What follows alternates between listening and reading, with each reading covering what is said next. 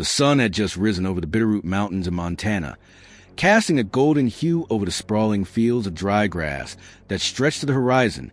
The small town of Haven Creek lay quietly in the valley, where winding dirt roads led into the center, lined with a few shabby shops and an old cafe called Maggie's Brew.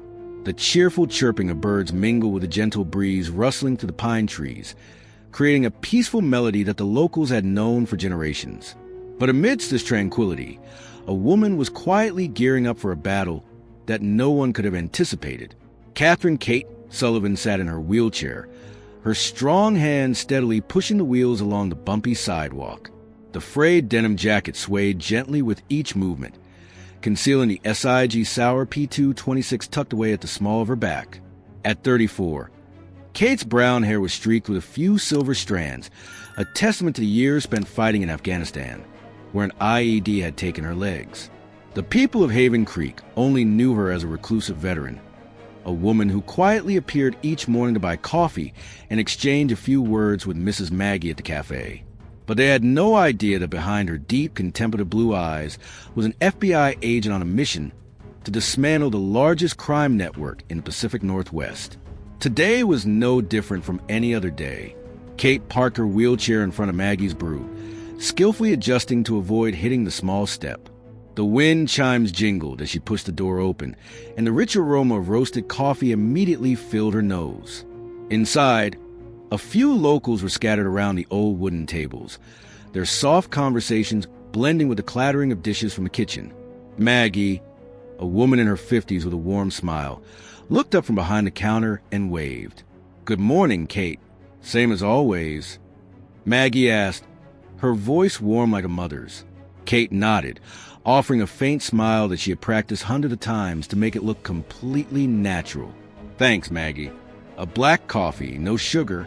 Maggie started pouring coffee from the pot, glancing over at Kate as she did. "You look a bit tired today, Kate. Another sleepless night." "It's just one long night," Kate replied, her voice steady. But deep down she knew the real reason. Last night, she had spent hours in front of her computer screen, hidden behind a false wall in her small house, analyzing data on the Iron Vipers, a notorious crime gang known for trafficking military weapons. The latest intel from her FBI contact indicated that a big shipment was on the way, and Kate could feel the pressure building in her chest. But she didn't let it show. Never. As Maggie set the steaming cup of coffee on the table, Kate reached out to take it, her callous fingers lightly brushing against the ceramic rim. She took a sip, letting the bitter flavor spread across her tongue, while she scanned the surroundings out of the corner of her eye. The old habit from her military days never left her always checking the exits, the lines of sight, and potential threats. This coffee shop was her spot for gathering intel, listening to the townsfolk's gossip about strange trucks showing up at night, or the roaring engines coming from the old lumber mill on the outskirts. But that peaceful morning didn't last long. The loud roar of engine from outside cut through Kate's thoughts. She tilted her head, peering through the dusty glass of the cafe. 3 shiny Harley-Davidsons rolled into the parking lot, kicking up a cloud of red dust in the early sunlight. 3 men in black leather jackets, their shirts emblazoned with the iron snake symbol of the Iron Vipers, stepped off their bikes, the sound of their studded boots hitting the ground echoing like a warning. The leader, a tall guy with messy hair and a thick beard, was Vincent Viper Malone, the gang leader in Haven Creek. The other 2, Jimmy Blade Carter and Tommy Crusher Hayes, followed closer behind, their sharp gazes scanning the street like predators on a hunt. Kate held her position, her left hand resting lightly on the wheelchair's armrest, while her right hand gently brushed against the edge of her coat, where the gun was waiting. She didn't move, showing no signs of tension, as the door to the bar swung open and 3 guys walked in. Vincent's raspy laughter echoed, drowning out the whispers of those around them. Well, look who it is," Vincent said, his voice low and dripping with sarcasm as his gaze landed on Kate. "The wheelchair girl from Haven Creek. Sitting here drinking coffee, all alone again, huh, Sullivan? Or are you just waiting for someone to come push you home?" Maggie stood behind the counter, gripping the rag tightly, her worried gaze darting over to Kate. But Kate just smiled faintly, her voice calm as if she were talking about the weather. "I can handle it myself, Malone." I don't need anyone's help." Vincent let out a loud laugh as he stepped closer, the sound of his spiked shoes clattering on the wooden floor. "You think you can handle it? With that wheelchair of yours? You should be grateful we haven't turned it into a pile of scrap metal yet." He leaned down, his breath reeking of cigarettes and beer, hitting Kate in the face. "But you know what? I'm getting a little bored watching you roll back and forth here every day. Maybe it's time for you to get out of this town." Kate looked up, locking eyes with Vincent. For a moment, she imagined pulling out a gun, shoot her in the knee, and ending it all right here. But she held back. 3 years of living under this facade had taught her that timing is everything. "I like the coffee here," she replied, her voice soft yet icy. "I'm not planning on going anywhere."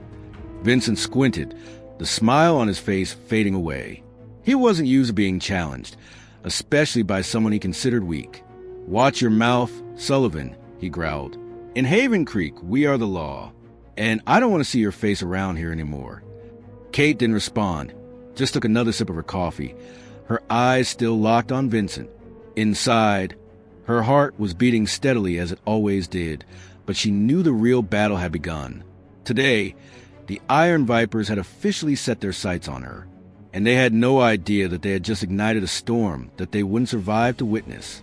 The coffee cup in Catherine Kate Sullivan's hand was still warm, but the atmosphere of Maggie's brew had turned icy since Vincent Viper Malone and his 2 Iron Vipers stepped inside. The sound of Vincent's heavy boots echoed like a war drum as he stood there, tall and menacing. His gaze locked onto Kate as if he wanted to pierce through the facade she had built over the past 3 years. Jimmy Blade Carter and Tommy Crusher. Hayes loomed behind him, hands shoved in their pockets, but ready to spring into action at Vincent's slightest signal. The once peaceful cafe now felt stifling, like a powder keg just waiting for a spark to ignite it. Kate maintained a calm expression, but in her mind, everything was racing at lightning speed. She realized that Vincent's gaze was not just ordinary disdain. It carried a hint of suspicion, a vague feeling that something was off about the woman in the wheelchair.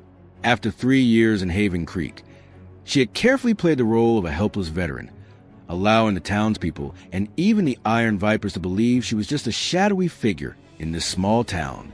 But now, as Vincent leaned in closer, his breath brushing against her face, Kate knew that her facade was being put to the test. "You've got some guts, Sullivan," Vincent said, his voice dropping to a menacing tone wrapped in a layer of sarcasm. "But that kind of bravery won't do you any good when you've only got 2 wheels instead of legs. Here's some free advice. Get out of here before we have to do something you won't like." Kate took another sip of her coffee, letting the bitter taste soothe the rising anger inside her. She wanted to stand up, not just stand up, but rush over and punch Vincent right in the jaw and put an end to the charade once and for all. But she couldn't. Not now. 3 years of patience. 3 years of enduring insults and pitying looks all would go to waste if she let her emotions overpower her reason. Instead, she set her cup down on the table, her hands resting lightly on the armrests, and responded in a flat voice as if nothing was wrong. "I'm not looking for trouble, Malone. I just want to drink my coffee and live in peace." Vincent scoffed, his laughter echoing in the cramped space of the bar. "Live in peace? In Haven Creek, no one lives in peace unless we allow it. Who do you think you are, sitting here like there's nothing to be afraid of?" Maggie, standing behind the counter, couldn't take it anymore. She stepped out, still holding the rag like a useless weapon, her voice trembling but resolute. "That's enough, Vincent. Leave her alone. This is my place, and I don't want any trouble." Vincent turned to Maggie, his gaze sharp as a knife. "You should mind your own business, Maggie. Don't make me teach you how to run this place." He pointed at Kate. "And as for her, I'm giving you 24 hours to pack up. If I see that wheelchair hanging around here tomorrow morning, don't say I didn't warn you." Kate didn't respond right away. She looked at Vincent, then glanced over at Jimmy and Tommy, taking in every detail the way Jimmy smirked, the way Tommy clenched his fists as if ready to smash something. A plan began to form in her mind. The Iron Vipers weren't just a bunch of thugs. They were part of a weapons trafficking network she had been tracking since she arrived in Haven Creek. The threat today wasn't random. They were feeling the heat, and Kate knew that the big shipment she had heard about from the FBI was on its way. This was her chance to push them into their biggest mistake. "I heard you." Kate finally spoke up, her voice soft but icy. "I'll think about it." Vincent squinted, clearly displeased with her calm demeanor. He liked to see fear, enjoyed watching others beg on their knees. But Kate wasn't giving him that satisfaction. He turned his back, signaling to Jimmy and Tommy. "Let's go, you guys. Leave some space for this old lady and the girl in the wheelchair to think." When the bar door slammed shut, the roar of the Harley-Davidson engine faded into the distance. Maggie rushed over to Kate, her hands trembling as they rested on her shoulders. "Oh my God, Kate, are you okay? Why aren't you saying anything?" Those guys weren't joking around. Kate looked up, her gaze softening as she looked at Maggie, the only woman in Haven Creek she considered a friend. "I'm fine, Maggie. Don't worry. They just want to scare me. But they're telling the truth." Maggie lowered her voice, glancing out the door as if afraid someone might overhear. "Vincent isn't the type to just talk nonsense. You should be careful." Kate smiled, a subtle smile that Maggie couldn't fully grasp the meaning of. "I know how to take care of myself. Thank you for standing up for me." Maggie shook her head, sighed, and turned back to the counter, leaving Kate with her own thoughts. She gazed out the window, where the red dust from the Iron Viper's vehicles still hung in the air. Inside her, a smoldering fire began to ignite not out of anger, but out of determination. Vincent thought he had won this round, that he had instilled fear in her. But he didn't realize that with every threat, every disdainful glance, Kate only grew more resolute about the path she had chosen.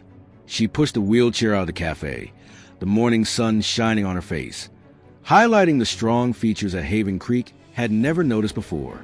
As the wheels rolled over the dirt road, Kate whispered to herself, her voice soft but sharp as a knife. 24 hours, huh? All right, Malone. I'll show you who I am." On the horizon, the Bitterroot Mountains loomed like silent witnesses to what was about to unfold. Kate was not just a disabled veteran.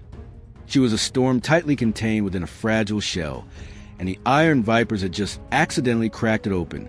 The real story was only just beginning, and its rhythm was building, step by step, toward a climax that no one in the small town could possibly imagine. Catherine Kate Sullivan's wheelchair rolled steadily along the red dirt road, leading to her small house on the outskirts of Haven Creek, less than a mile from the town center. The sun was high in the sky, its harsh light shining down on her brown hair streaked with silver, but Kate's mind was no longer at Maggie's brew or consumed by Vincent Viper Malone's threats. It was racing with memories, plans, and a mission she had sacrificed too much to abandon. The sound of the wheels crunching on the gravel echoed steadily, like the heartbeat of a warrior counting down to the moment of truth. Kate's wooden house appeared before her, a modest place with a rusty tin roof and a tiny porch where she often sat, gazing out at the field of dry grass each evening. But behind that simple exterior lay a secret fortress. She pushed her wheelchair to the front door, locking it tightly with 2 steel bolts, then rolled straight to the wall at the back of the living room. A gentle press on the faux panel, and it slid aside, revealing a small arsenal along with a computer screen glowing in the darkness. This was where Kate truly lived, not in the guise of disabled veteran, but as an FBI agent who had spent 3 years preparing for this day. She turned on the screen, the blue light flickering across her face as the latest intel from the FBI contact popped up. A short message. "The shipment arrives tonight. Old Lumber Mill, 11 p.m. Don't miss it." Kate tightened her grip on the keyboard, feeling the adrenaline start to surge like it did back in Afghanistan. The Iron Vipers thought they had scared her, that 24 hours was enough time for her to pack up and disappear. But they were wrong. Vincent, Jimmy, and Tommy had no idea that every insult, every contemptuous glance only made her sharper, like a blade being honed on a stone. Kate leaned back, her deep blue eyes staring up at the ceiling. She recalled the fateful day in Kandahar, the explosion shaking the sky, dust swirling everywhere, and her legs disappearing in an instant as she rushed out to save the kids from an IED. The military called her a hero, but they didn't know that moment had transformed her into something greater, a survivor with unbreakable will. The FBI saw that, recruiting her for a mission no one expected going deep into enemy territory. in the very wheelchair that her foes looked down upon. She stood up, not just stood, but shifted into a ready stance, her hand checking the SIG sour hidden behind her back. Did Vincent want her to leave? Fine.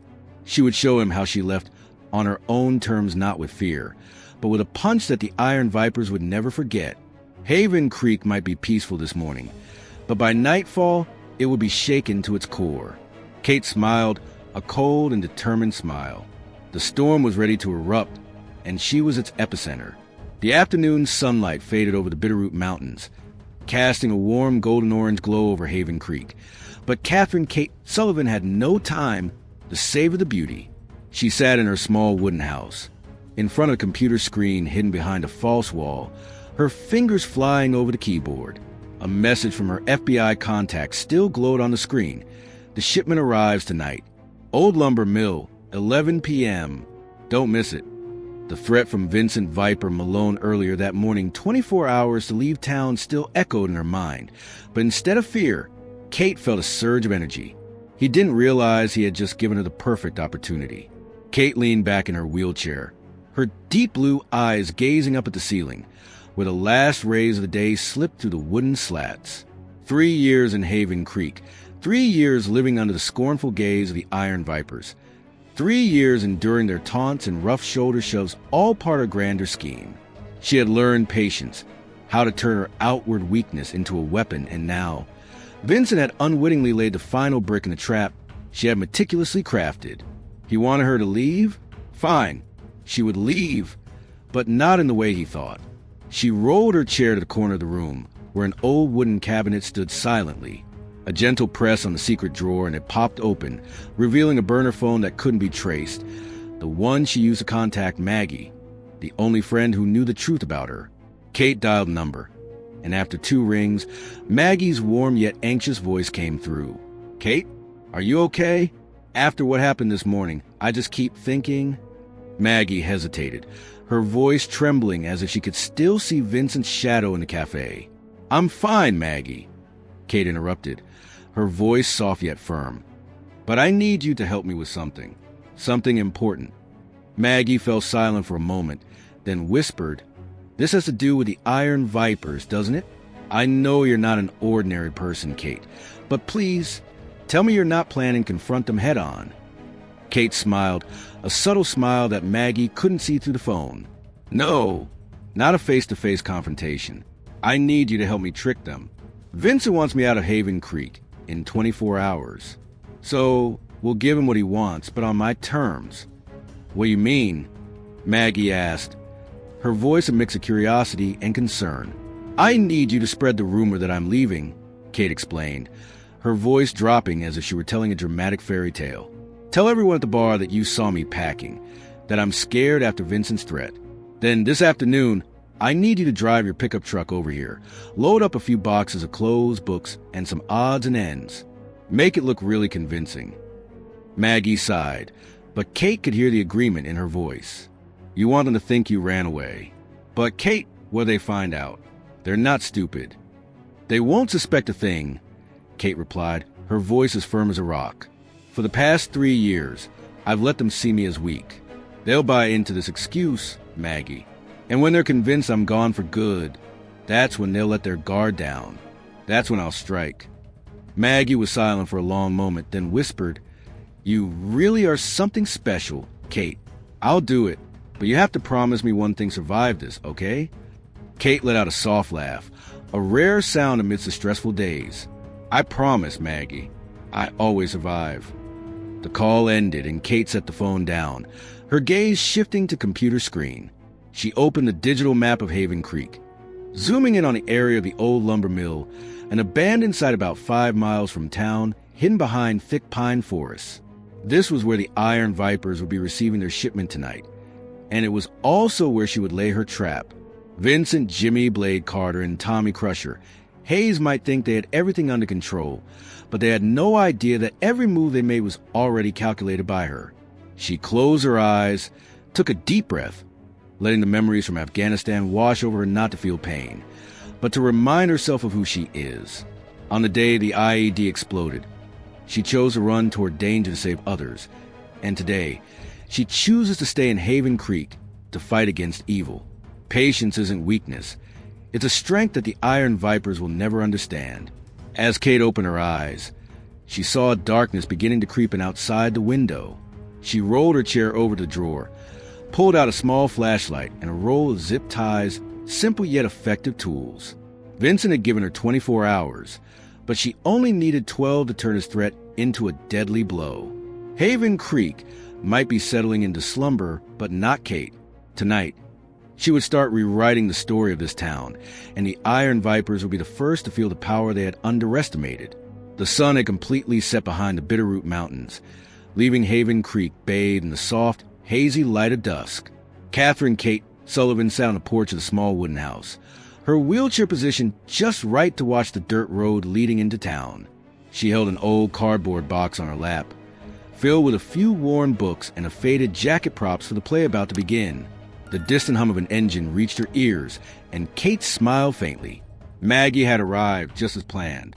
Maggie's silver-blue pickup truck rolled slowly down the road, kicking up red dust under the tires like a curtain obscuring the headlights.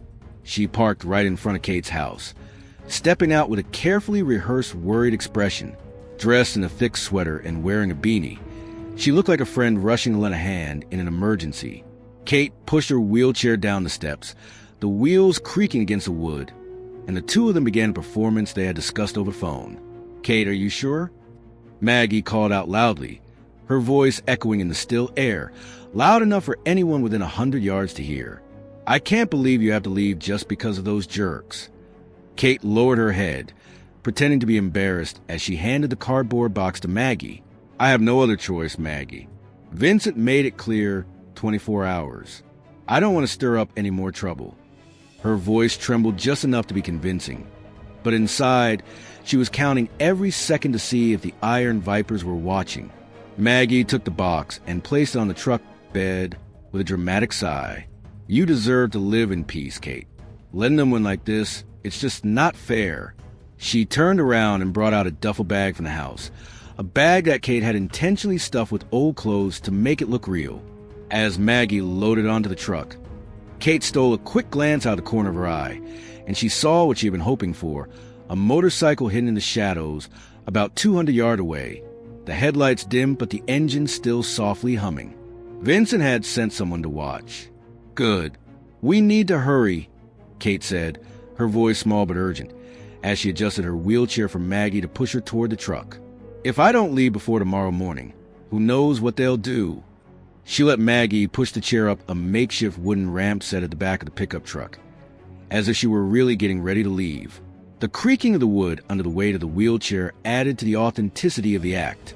Maggie closed the car door and turned back to look at Kate, her eyes shimmering with a worry that wasn't entirely feigned, because she truly cared for her friend. "I'll drive you to the bus station in Hamilton, which is 30 miles away. Are you sure you don't want me to stay with you a little longer?" Kate shook her head, placing her hand on Maggie's as a gesture of comfort. "Thank you, Maggie, but I have to do this on my own. You've helped enough already." She lowered her voice, whispering just loud enough for Maggie to hear. "Now go back to the bar.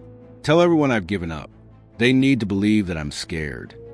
Maggie nodded, even though her hands were still shaking as she climbed into the driver's seat.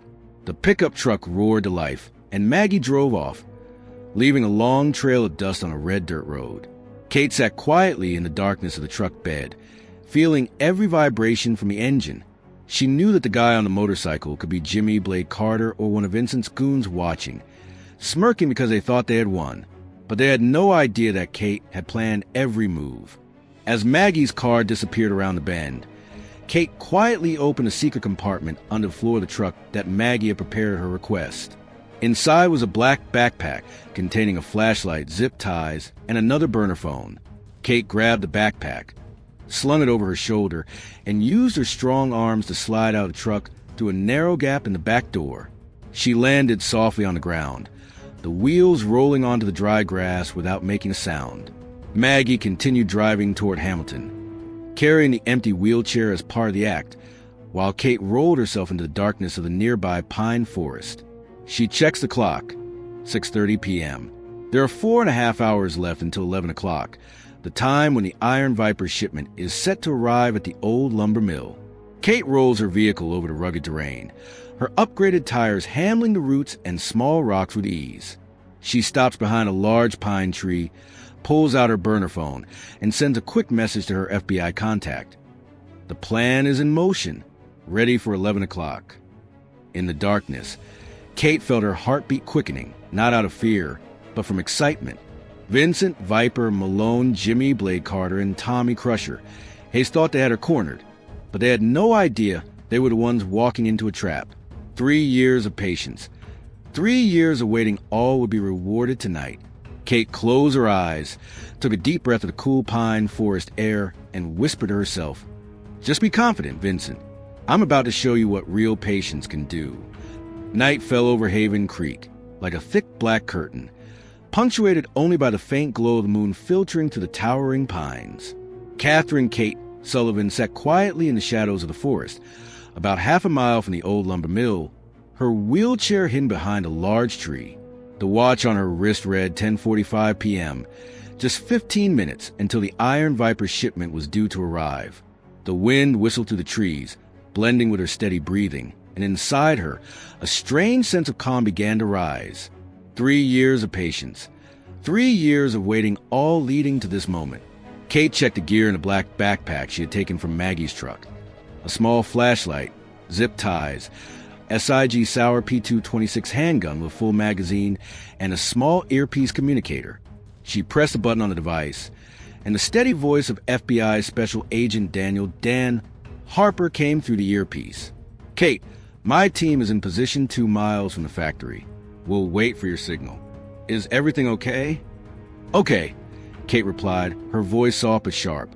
"I tricked them. Vincent thinks I'm on my way to Hamilton. They won't suspect I'm here." Dan chuckled softly over the radio. "For 3 years playing the weakling, you're the most patient person I've ever known, Kate. But be careful. This shipment is bigger than we think. There are rumors about a bigger guy than Vincent behind this." Kate nodded, even though Dan couldn't see her. "I know. I'll figure it out. Just make sure your team is ready when I give the signal." She cut off the communication, her hands gripping the steering wheel tightly.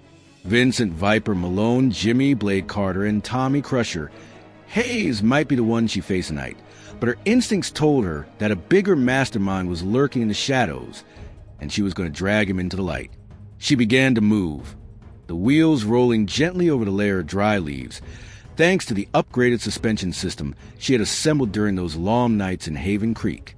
The old lumber mill loomed before her, a massive shadow with rusted walls and shattered windows. The headlights from a few trucks pierced through the darkness, and the roar of engines echoed, signaling that the shipment had arrived. Kate stopped behind a pile of rotting wood about 50 yards from the main gate, watching through the shadows. 3 black trucks rolled into the yard without their headlights on, followed by 2 familiar Harley-Davidsons. Vincent stepped out of the first vehicle, his confident demeanor standing out in the light. Jimmy and Tommy followed closely behind, rifles at the ready. "Hurry up, you guys!" Vincent shouted, his voice cutting through the wind. "Unload the goods before the buyers arrive. I want everything ready in 10 minutes." He turned to Jimmy, tossing him a cigarette. "Where's that girl in the wheelchair? Blade, you're sure she didn't bail, right?" Jimmy smirked and lit a cigarette. "Sure thing, boss. I saw Maggie driving her off toward Hamilton. By now, she's probably crying on the bus." He let out a rough laugh, and Tommy chuckled along. Kate smiled coldly in the darkness. They had swallowed the bait that she and Maggie had laid out. 3 years of them getting used to the image of a weak, trembling Kate, and now their overconfidence was their biggest weakness. She pulled out a small flashlight, switching it to infrared mode to observe without being detected. Through the lens, she counted 12 men in the factory yard, all armed with military weapons, from M4 rifles to Glock handguns. This shipment wasn't just a few illegal guns. It was an arsenal enough to equip a small army. The sound of engines roared from the south, and Kate turned her head, for glossy black SUVs rolled into the driveway, their doors swinging open to reveal men in suits, carrying silver briefcases like buyers ready to make a deal. But what startled Kate was a figure stepping out of the last SUV, tall, wearing a long coat, with rigid stride like a soldier. He wasn't Vincent or any of the iron vipers she had encountered before. He approached Vincent, his deep, cold voice cutting through the night air. "Malone, where's my stuff? I'm not here to waste time." Vincent shrugged, his voice losing the usual confidence. "Don't get hot, buddy. The goods are right here, intact. But I need to see the cash first." The strange man sneered and tossed a suitcase on the ground. It popped open, revealing thick stacks of dollar bills. "Here's the money. Now deliver the goods, or I'll turn this town to ashes." Kate held her breath, her hand tightening around the SIG sour. This guy was no ordinary man. He had the presence of a military officer, and the way Vincent shrank before him showed that the iron vipers were just pawns in the hands of someone bigger. She whispered into the comms, "Dan, we have a situation. A new guy just showed up, not one of the iron vipers. He's the real leader. I'm going to stay and keep an eye on things." "Kate, be careful," Dan replied, his voice tense. "Don't act alone. Wait for us." But Kate couldn't wait. She rolled her vehicle closer, hiding behind a pile of old wooden crates about 30 yards away from them. Through the glare of the headlights, she saw more clearly. The cargo on the truck didn't just contain guns. There were grenades, RPGs, and something that looked like advanced military equipment she'd seen in U.S. Army depots. This wasn't just smuggling. This was part of a much bigger conspiracy. Vincent signaled for Jimmy and Tommy to unload the cargo, but his gaze never left the stranger. "You're sure the buyers won't cause any trouble, right? This shipment is too hot, even for us." He laughed coldly. "They won't dare. And if they do you think I'm going to let you live to tell the tale?" Kate felt the adrenaline surge.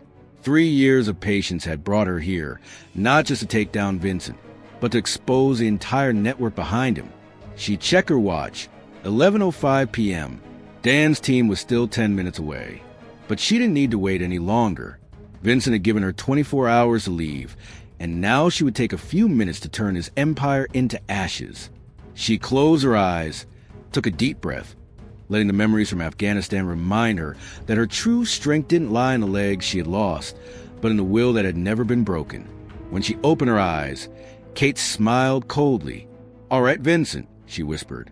"The show ends here. Tonight, Haven Creek would witness a storm, and she was the one at the helm." The night at Haven Creek had sunk into a quiet darkness, but inside the old lumber mill, the air vibrated with the roar of engines and gruff voices. Catherine Kate Sullivan crouched behind a pile of rotting wooden crates about 30 yards from the main gate, her deep blue eyes sharp under the dim moonlight. Her watch read 11:10 p.m. The Iron Viper shipment had arrived, and the moment she had been waiting for over 3 years was drawing closer than ever. Vincent Viper Malone stood in the middle of the mill yard, confidently directing Jimmy, Blade Carter, and Tommy Crusher Hayes as they unloaded crates of weapons from the truck, while a mysterious man whom Kate suspected was the real mastermind stood a few steps away, watching with a cold, calculating gaze. Kate took a deep breath, letting the cool pine forest air fill her lungs, soothing the adrenaline surging through her.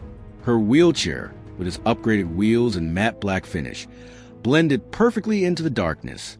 She had tricked the Iron Vipers into thinking she was on her way to Hamilton with Maggie, and now their overconfidence was her ticket in. But when the headlights of an SUV swept across the yard, illuminating the face of the stranger, Kate felt a jolt run down her spine. He wasn't just a hardened smuggler. His sharp gaze and the way he made Vincent shrink back indicated he was a former soldier, possibly a high-ranking officer who had been discharged. This wasn't just a transaction. It was a scheme bigger than she had imagined. Vincent tossed the cigarette to the ground and stomped on it with his cleats.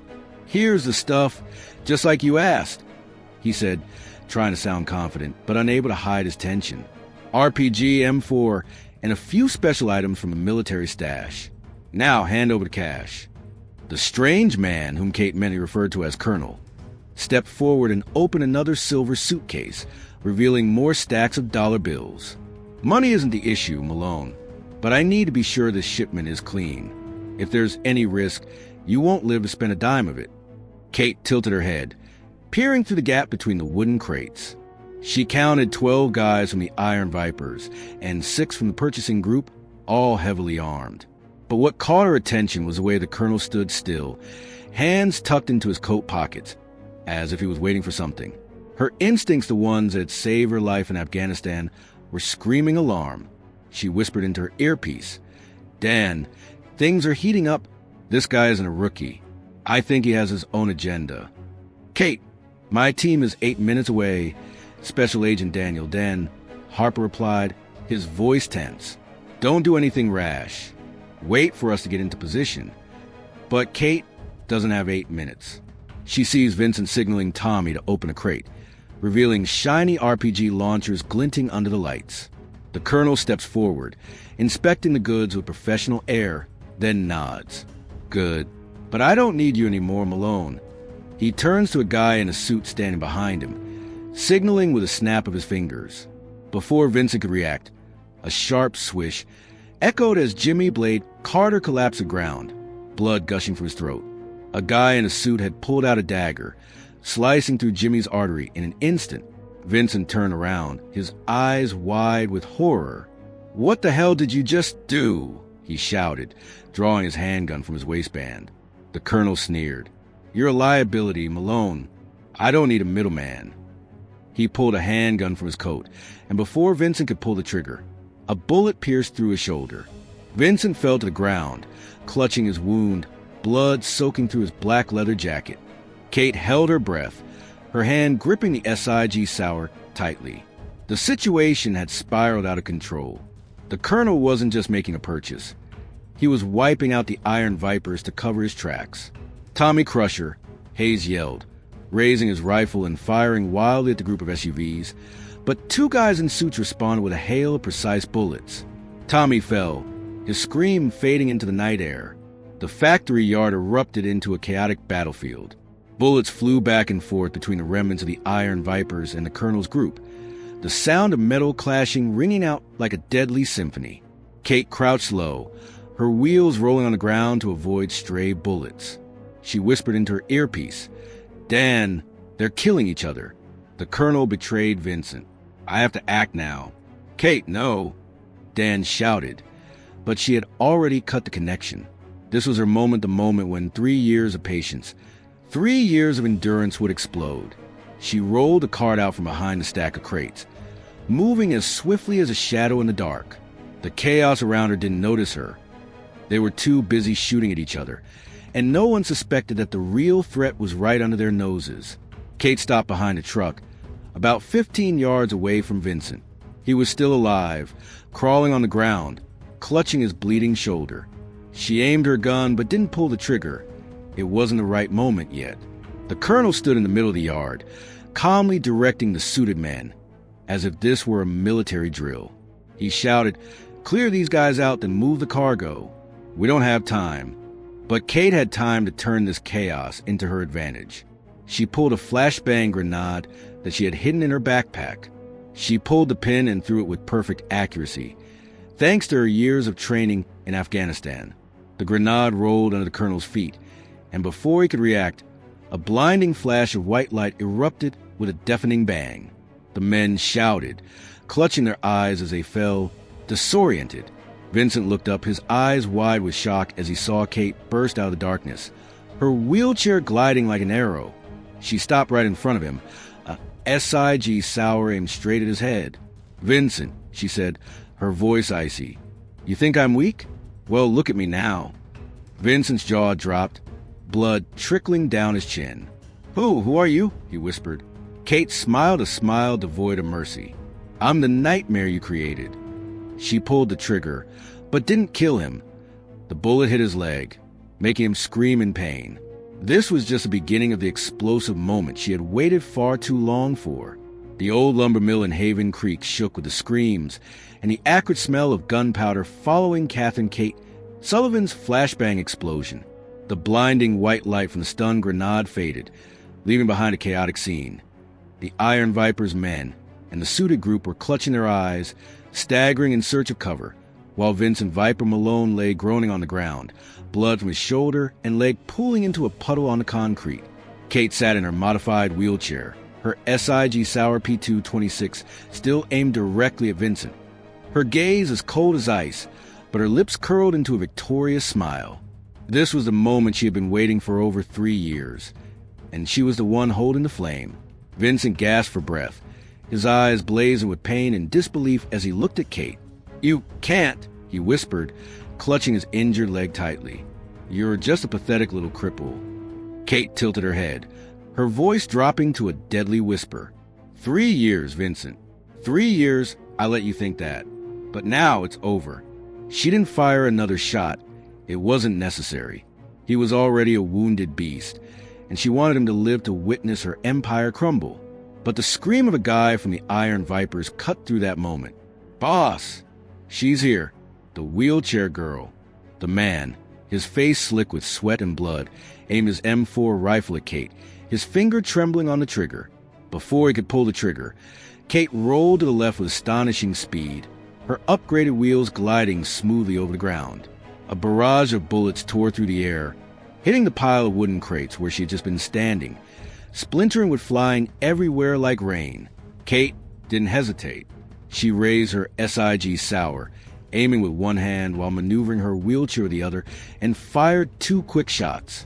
The first bullet hit the man in the knee, and the second struck his shoulder, sending him crashing to the ground with a painful scream. "Who's next?" she shouted, her voice echoing to the factory yard, drowning out the groans of the others.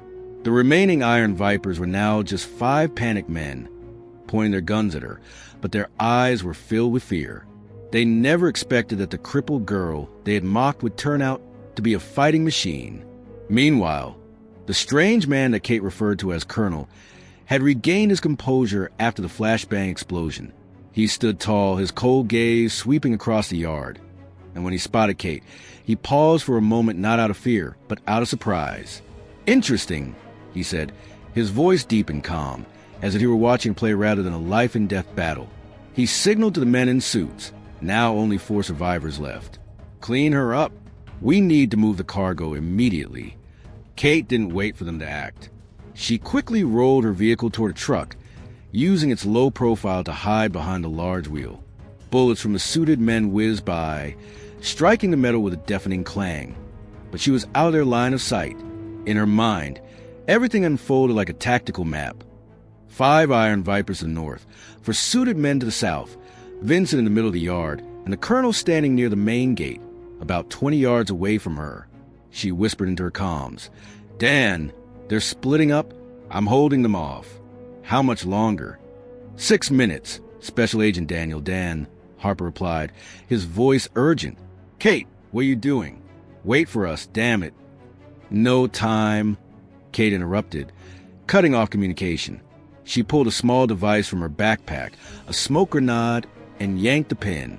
She tossed it over the truck, and in an instant, a thick cloud of white smoke engulfed the factory yard. Coughing and shouting erupted as the enemy's visibility was obscured, but Kate didn't need to see. She knew every corner of this place by heart after 3 years of studying it. She rolled the bike through the smoke, moving fast like a ghost, and zeroed in on the nearest Iron Viper.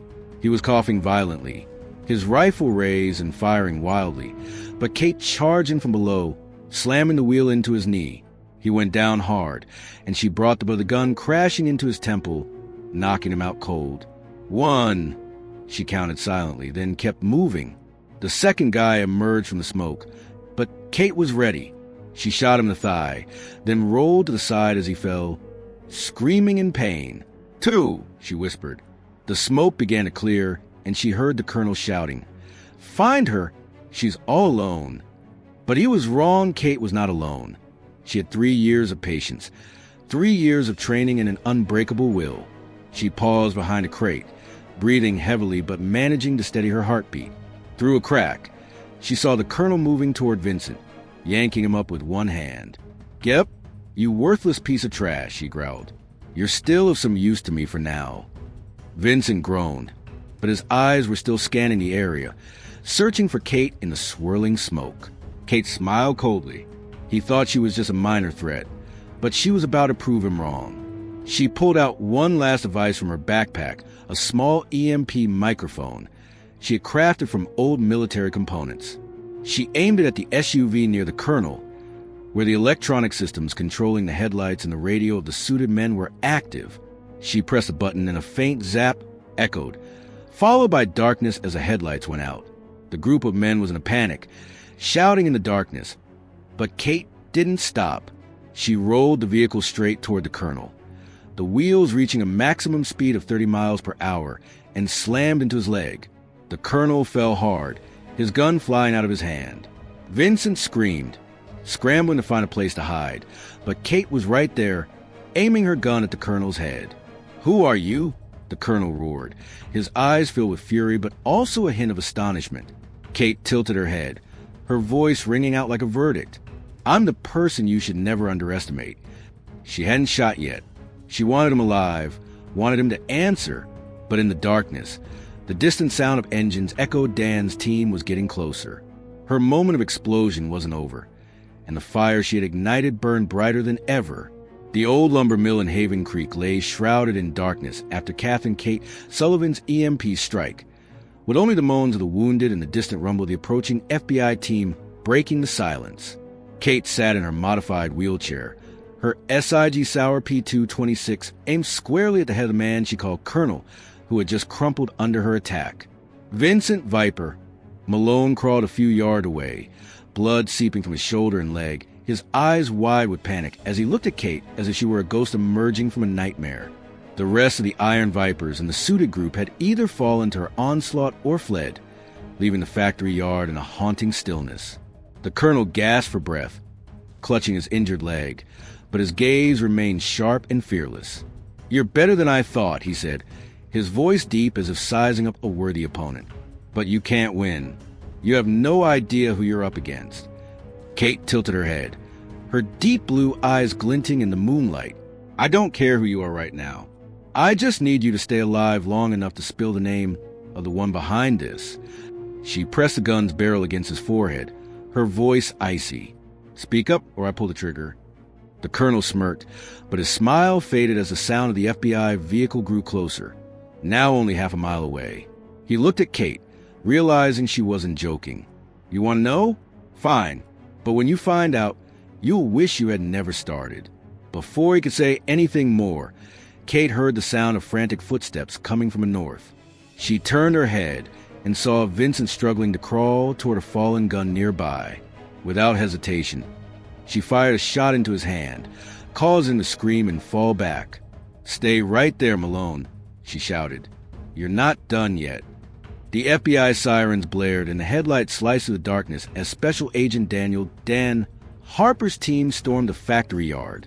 Over a dozen agents poured out, guns raised, surrounding Colonel and Vincent. Dan rushed over to Kate, his eyes filled with worry and disbelief. "Oh my God, Kate, you did it. Are you okay?" Kate lowered her gun, exhaling a long breath as the adrenaline began to fade. "Okay," she said, her voice hoarse but firm. "Get them, Dan, especially this guy." She pointed at the colonel, her gaze locked on him. "He knows more than we think." Dan nodded, signaling for the team to tie up Colonel and Vincent with zip ties. As the colonel was pulled up, he glanced at Kate one last time, a mysterious smile spreading across his face. "This is just the beginning, Sullivan," he whispered before being led away. Kate sat still in her wheelchair, watching the figure of the colonel fade away in the headlights.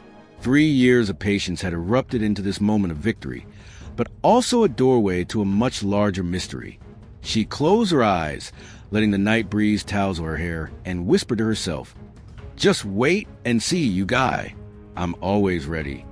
The headlights from the FBI team's vehicle cut through the darkness at the old lumber mill in Haven Creek, illuminating the motionless bodies of the Iron Vipers and the suited men scattered across the concrete floor.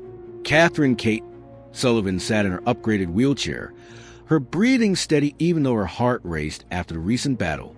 Vincent Viper Malone and the mysterious man she referred to as Colonel were bound with zip ties, their eyes one filled with panic, the other cold and calculating fixed on her as Special Agent Dan Harper's team led them away. The sound of sirens and agents shouting echoed around her, but in Kate's mind, a strange calm was settling in. She had won this battle, but she knew from the colonel's warning that this was just the beginning. Dan ran over to her, his face drenched in sweat under the lights, his eyes a mix of shock and worry. "Kate, what the hell did you just do? You took them all down by yourself." He glanced around. From the lifeless body of Jimmy Blade Carter to Tommy Crusher, Hayes slumped near the truck, then turned back to look at her wheelchair, as if it were something beyond comprehension. Kate smiled faintly, resting the SIG Sauer P226 on her thigh. "Not exactly alone, Dan. I have this." She gently tapped the handle of her wheelchair, her voice low but filled with pride. The wheelchair, with its sleek matte black finish, upgraded wheels, and hidden compartments, was not just a means of getting around. It was a part of her, a weapon forged from 3 years of patience and creativity. Dan bent down, examining the vehicle more closely, his gaze sweeping over the reinforced steel frame and the thick, puncture-resistant tires. "Did you make this yourself? It looks like military gear." "Part of it is that," Kate replied, her voice soft yet carrying the weight of long nights spent in the little wooden house. "I get parts from the black market, some stuff from the old military stock that the FBI provided, and I put it all together myself. When you lose your legs, you learn to turn everything into a weapon." She opened a small compartment on the side of her wheelchair, revealing a stash of zip ties, a dagger, and an EMP device she had used to disable the headlights of those in suits. Dan shook his head, unable to hide his admiration. "You've turned that wheelchair into a battle machine. I've never seen anything like this." Kate shrugged, her gaze shifting to the colonel, who was being shoved into an armored vehicle 50 yards away. 3 years at Haven Creek gave me plenty of time to think. The Iron Vipers think it's my weakness, but they're wrong. It's my greatest strength. She recalled the times Vincent mocked her at Maggie's Brew, the moments when Jimmy and Tommy pushed her wheelchair around as a joke.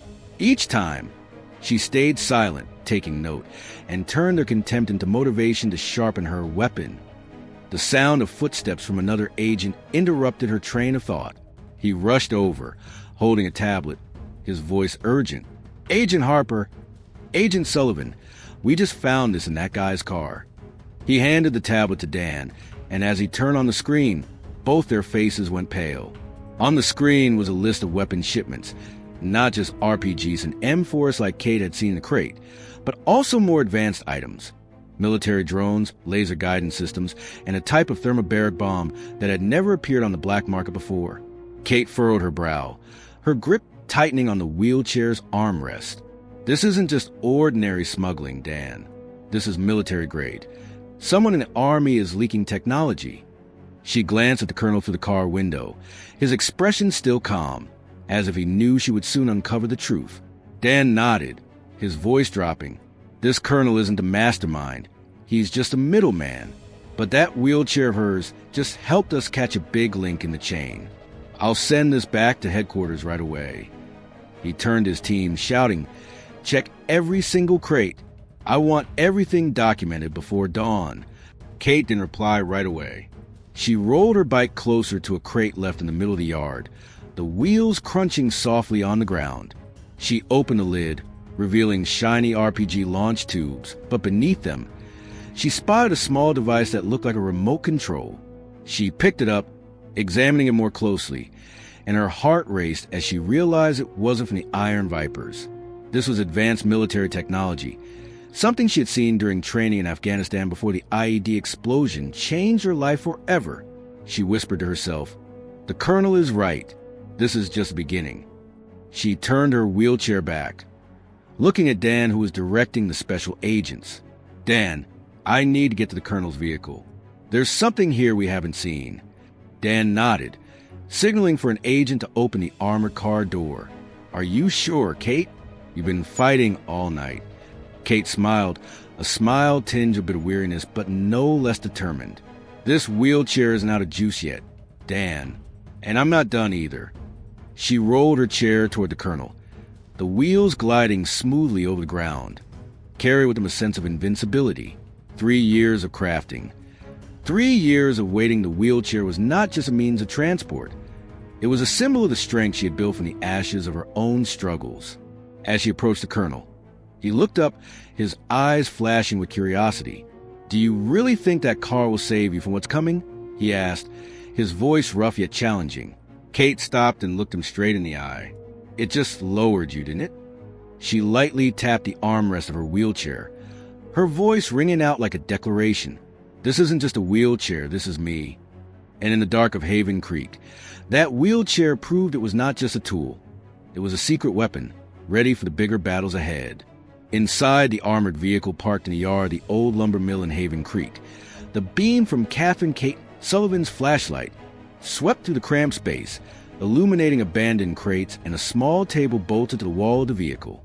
The colonel leaned against the wall, his hands tightly bound with zip ties, his cold, piercing gaze tracking Kate's every move. Vincent Viper, Malone huddled nearby. The blood from his shoulder and leg had stopped flowing, but his face was pale, his eyes filled with a mix of fear and resentment. An FBI agent was searching the area under the command of Special Agent Dan Harper, but in this moment, Kate was solely focused on the colonel, the man who had just challenged her with a cryptic warning. Kate rolled her wheelchair closer to the colonel, her upgraded wheels gliding silently over the metal floor, the only sound being her steady breathing.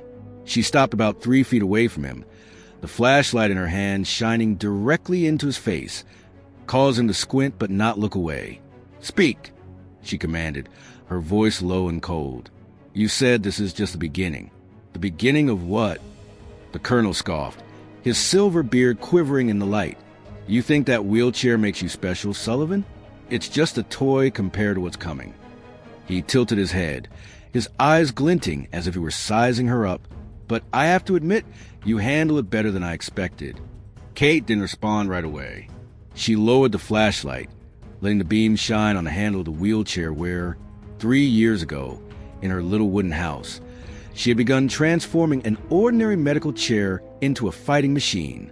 She recalled the long night spent under the dim light, her hands greasy with machine oil as she attached a reinforced steel frame from an old bike she had bought on the black market. She remembered the hours spent testing thick rubber wheels on the dry grass field, adjusting them to roll smoothly over any terrain. And she remembered the day she installed the first secret compartment, now filled with the daggers, zip ties, and devices like the EMP micro that had helped her take down the colonel just minutes ago. "Are you not going to say anything?" the colonel continued, his tone dripping with sarcasm. "Or are you just too proud of that little toy?" Kate looked up, her gaze locking onto him. "It's not a toy," she said, her voice slow but sharp as a knife. "You see it as a weakness. I see it as strength." She lightly tapped the wheel, feeling the firmness of the puncture-resistant rubber she had tested by rolling over a pile of sharp clinker in the field. "For 3 years, I've made it a part of me. And tonight, it just shattered your plans." The colonel smirked, but his smile wasn't as confident as before. "You think you've won? Capturing me and this idiot?"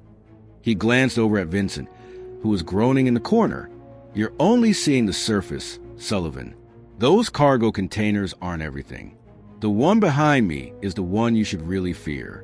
Kate tilted her head, her hand moving down to the secret compartment on the side of her wheelchair, pulling out a small dagger. She didn't draw it from its sheath just yet, but the light from the flashlight glinted off the steel blade, causing the colonel to pause for a moment. "I'm not afraid," she said, her voice dropping like a vowel. "I survived Afghanistan. An IED took my legs, but it didn't take my will. You think I'm going to flinch in front of a guy like you?" The colonel fell silent, his gaze drifting down to the wheelchair before returning to her. "You are a warrior," he admitted, his tone no longer laced with sarcasm. "But you don't know what you're stepping into. That chair might help you win this battle, but it won't save you from the greater war." Kate didn't answer right away. She recalled the days after the explosion in Kandahar, lying in a hospital bed, hearing the doctor say she would never walk again, never fight again. But they were wrong. She taught herself how to fight from a wheelchair, how to turn what was left into weapons. The secret compartment for the EMP was an idea she got from reading old FBI military documents. The puncture-proof wheels came from nights spent testing the field, and the reinforced steel frame was a result of hours spent honing her skills in the dark. Every detail on this vehicle tells a story of a woman who refuses to be defeated. The sound of Dan's footsteps echoed from the car door. He stepped inside, holding a radio, his voice urgent. "Kate, we just checked the last shipment. There's a strange device that looks like a remote control, but it's not from the U.S. military. You need to see this." Kate nodded, rolling her wheelchair out of the armored vehicle, without taking her eyes off the colonel. "Hold him back, Dan," she said. "He knows more than he's letting on." She moved quickly across the yard, the wheels gliding smoothly over the uneven ground, carrying her to the cargo container Dan pointed to. When she arrived, an agent handed her a device, a small metal box with an LED screen and a few buttons. She powered it on, and a digital map appeared, marking locations all across the Pacific Northwest. "What is this?" Dan asked, standing next to her. Kate furrowed her brow, her grip tightening on the device. "This isn't weapon control. It's a stash map. Something bigger is going on, Dan, and the colonel knows." She turned her head to look at the armored vehicle, where the colonel was being led away. Her wheelchair was the secret weapon she had forged from the ashes of her past, helping her win this battle. But it was also the key to stepping into the next fight. She whispered to herself, "You want to play Colonel? I'm ready." The dim moonlight spilled over the old lumber mill in Haven Creek, where FBI armored vehicles lined up in a row, their headlights sweeping through every shadowy corner. Catherine Kate Sullivan sat in her upgraded wheelchair, gripping a remote control she had just found in the last shipping crate. The digital map on the LED screen flickered to life, marking a series of red dots scattered across the Pacific Northwest secret weapon caches that the colonel and his mastermind had hidden away. Kate furrowed her brow, her fingers gliding lightly over the joystick of her wheelchair, feeling the quiet strength she had built over the past 3 years. Special Agent Daniel Dan Harper stood beside her, his gaze fixed on the map, his voice low and filled with concern. "Kate, if this is what I think it is, then we've just stumbled onto a network bigger than the Iron Vipers," Dan said, gripping the radio tightly. "These locations aren't just ordinary smuggling spots. There's something here that goes way beyond Vincent's control." Kate nodded, her gaze shifting to the armored vehicle where Colonel and Vincent Viper Malone were being held. "The Colonel knows," she replied, her voice icy yet filled with an unwavering determination. "He's not just a middleman, he's the enforcer. And this wheelchair just helped us open the first door." She lightly tapped the wheel, the cool feel of the puncture-resistant rubber, sending a reminder through her fingertips of what she had turned it into. Dan looked at her, his gaze drifting down to the wheelchair before returning to her face, where the moonlight carved deep lines of resilience. "You've turned this into something no one expected, Kate. But if this network is as big as it seems, we're going to need more than just your creativity." Kate offered a faint smile, one that carried a hint of weariness but was no less resolute. "I'm not doing this alone, Dan. This truck is just a beginning, but your team is the strength that will see it through." She rolled the vehicle toward a nearby pile of crates, where agents were meticulously inspecting each weapon. She paused, observing an RPG laid out on a sorting table. But what caught her attention was a small compartment inside one of the crates, containing a device that looked like a signal transmitter. She picked it up, flipped the switch, and a coded signal began to blink on the screen. "Dan, come here," she called, her voice urgent. Dan rushed over, and when he saw the signal, his face went pale. This is a military signal transmitter used for communication with satellites. Someone is monitoring this shipment from a distance. Kate tightened her grip on the device, her eyes sparkling as every piece began to fall into place. The colonel isn't acting alone. He has someone high up, possibly in the military or worse, in the government. She turned her wheelchair, rolling swiftly toward the armored vehicle, the wheels gliding smoothly over the rough ground like an extension of her body. "I need to talk to him right now." Dan ran after her, trying to keep up with her pace. "Kate, you just fought all night.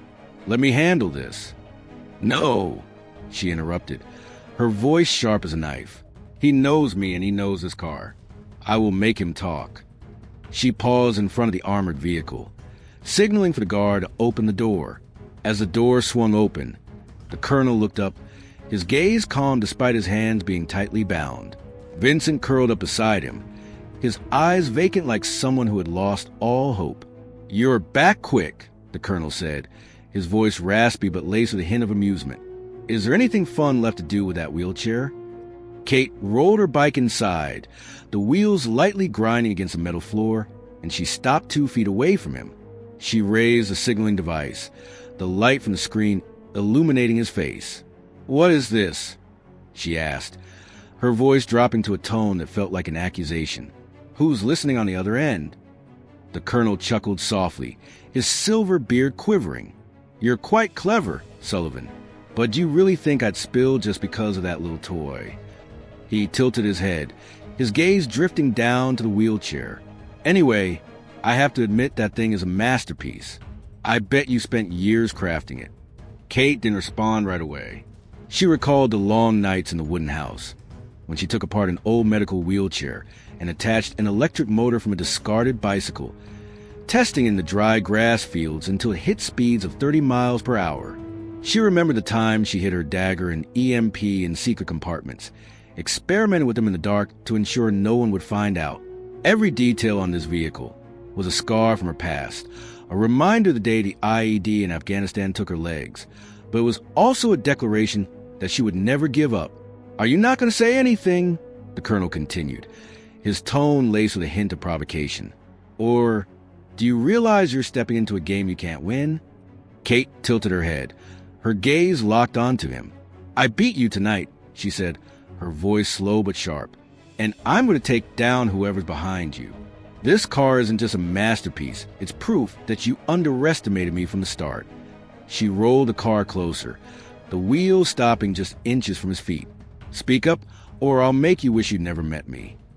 The colonel was silent for a moment, then burst into a loud laugh, the sound echoing in the cramped space. "You want to know? All right then. But when you find out, that wheelchair won't be enough to protect you." He leaned forward, his voice dropping. "The one behind me is called the Architect, and you, Sullivan, have been a part of his plan since the day you lost your legs." Kate held her breath, her hands gripping the wheelchair tightly. The colonel had just revealed a piece of the puzzle, but it only made the picture more tangled.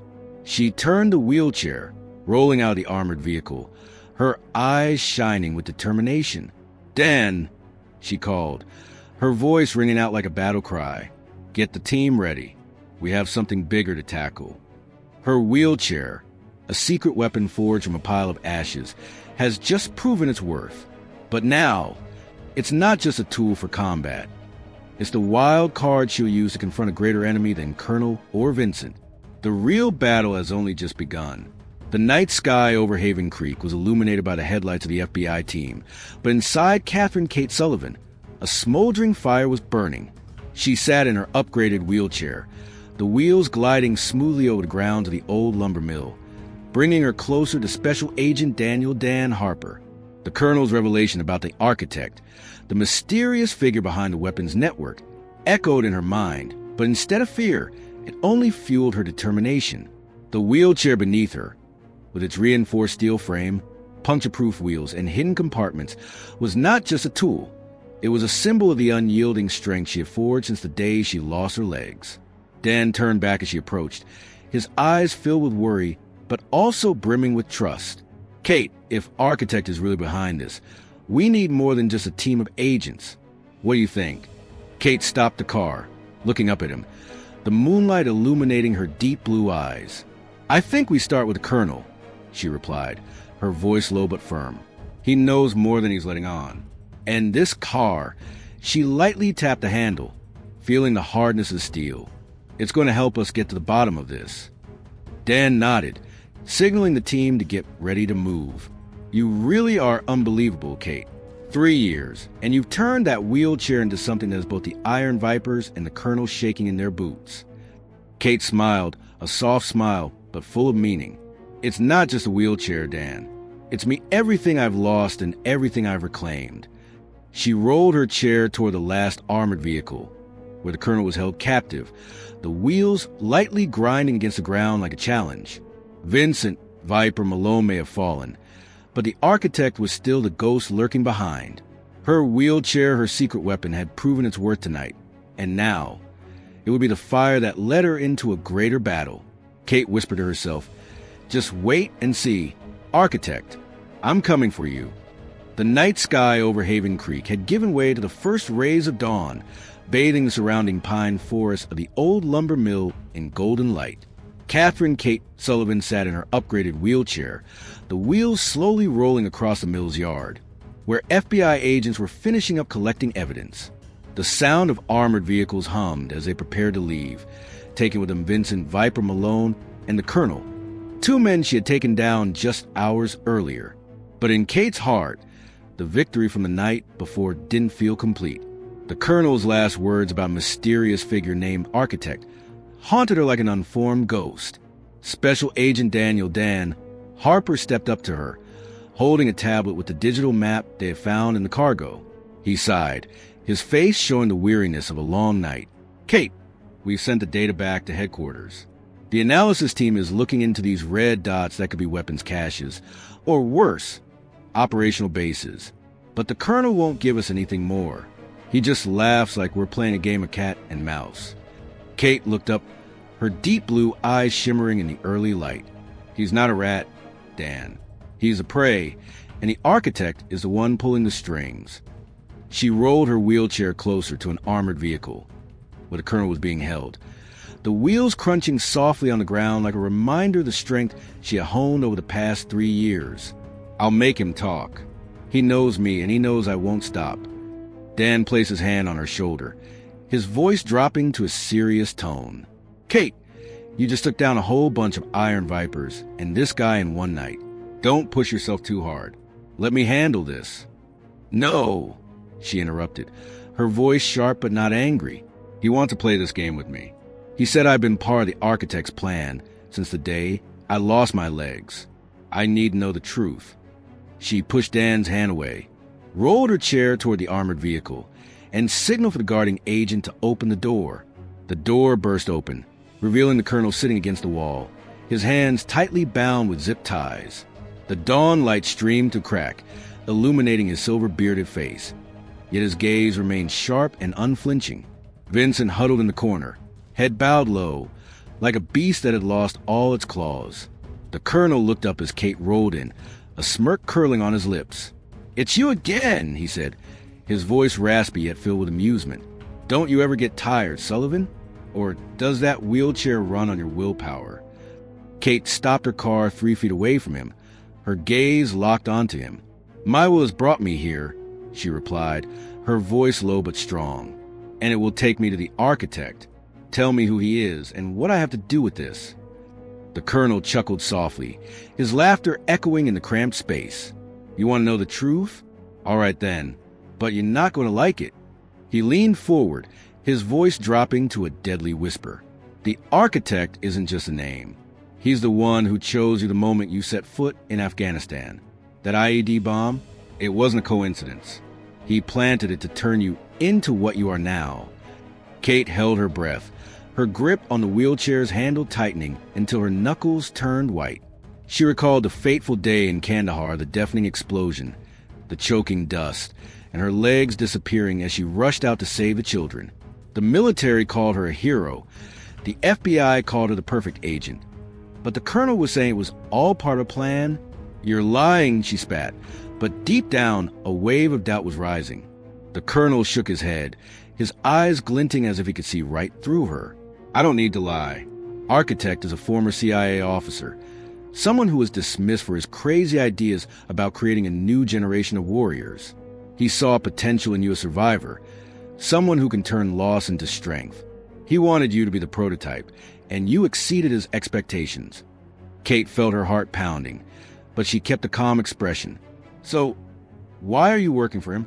If he's so powerful, why are you just a pawn in his game?" The Colonel laughed loudly, his laughter tinged with bitterness. "Because I had no choice. He has everything: money, power, and a network you can't even imagine. I'm just a small part of it. But you," he tilted his head, his eyes lighting up, "you are the centerpiece.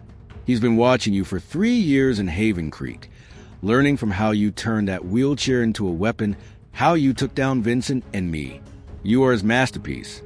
Kate rolled her bike closer, the wheels stopping just inches from his feet. "If I'm his masterpiece," she said, her voice ringing out like a declaration of war, "then I'll use that very power to destroy him." She stood up. No, she didn't just stand. She leaned forward, her eyes blazing. "Tell me how to find him." The colonel was silent for a moment, then smirked. "You won't need to look for him. He'll come looking for you. And when that happens, that wheelchair won't be enough to save you." He leaned back, his gaze filled with challenge.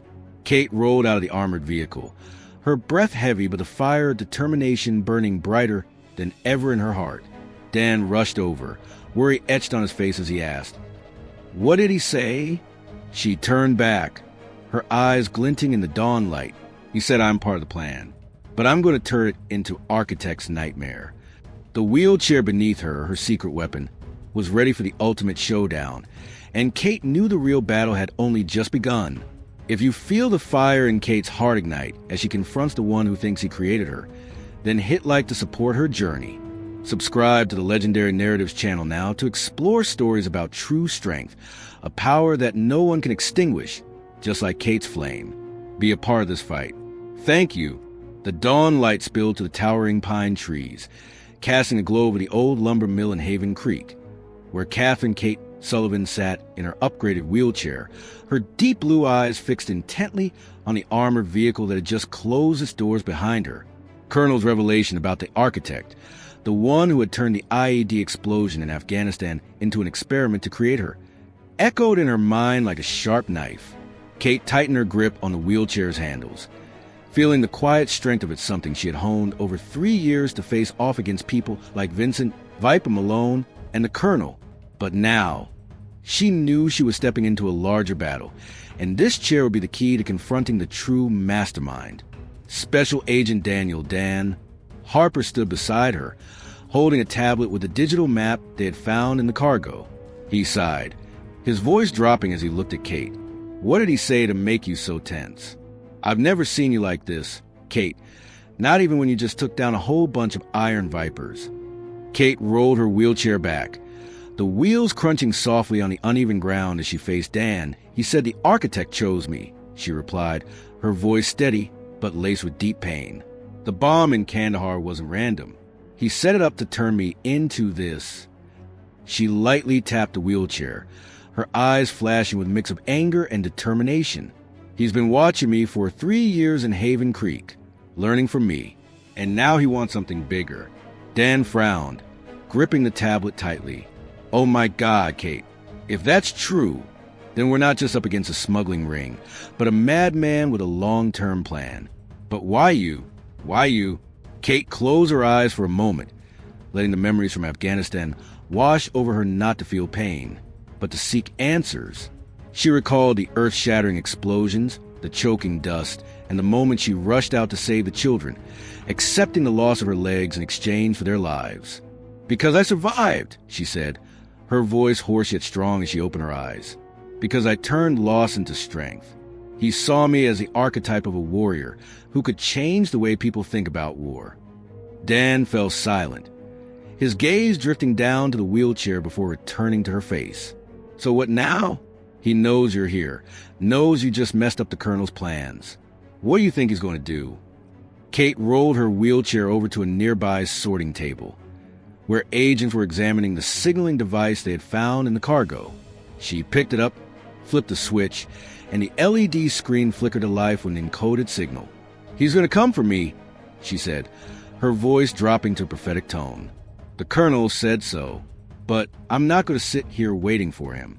We need to find any trace that leads to the architect." Dan nodded, signaling for an agent to bring over a tablet. "All right, the analysis team has pinpointed the nearest red dot on the map about 20 miles away, in the Bitterroot Range. An old warehouse, abandoned since the 80s. It could be a weapons cache or a communication station." Kate looked at the map, her finger gliding over the red as if drawing a straight line to the enemy.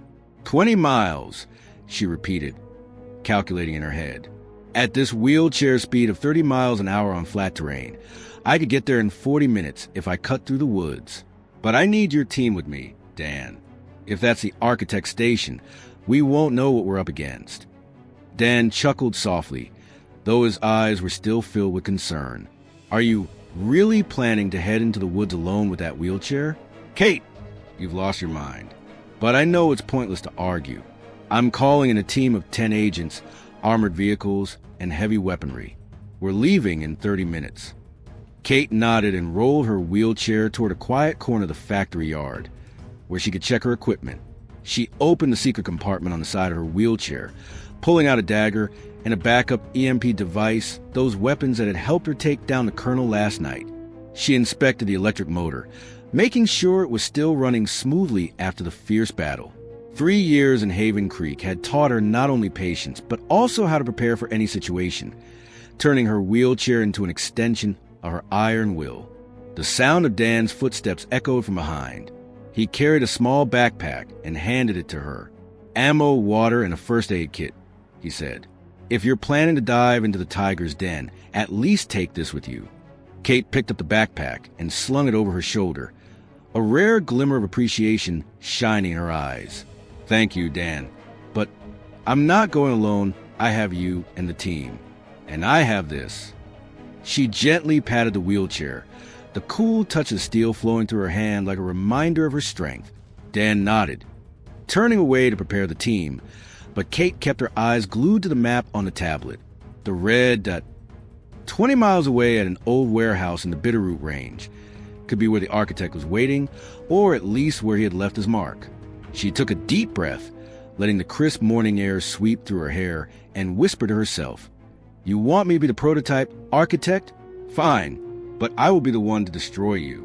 The wheels of her wheelchair began to roll, carrying her toward the gathering team of agents.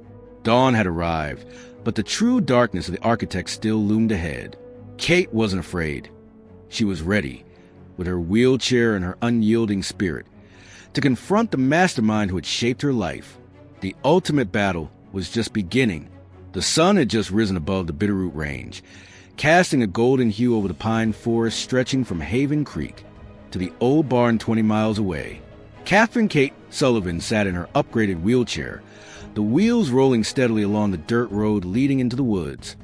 Leading a team of 10 FBI agents under command of Special Agent Daniel Dan Harper.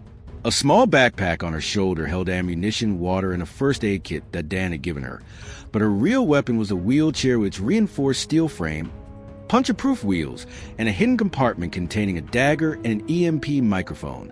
Behind her, the engines of 2 armored vehicles hummed softly, carrying heavy weaponry and a determination to track down the architect, the mastermind that the colonel had revealed.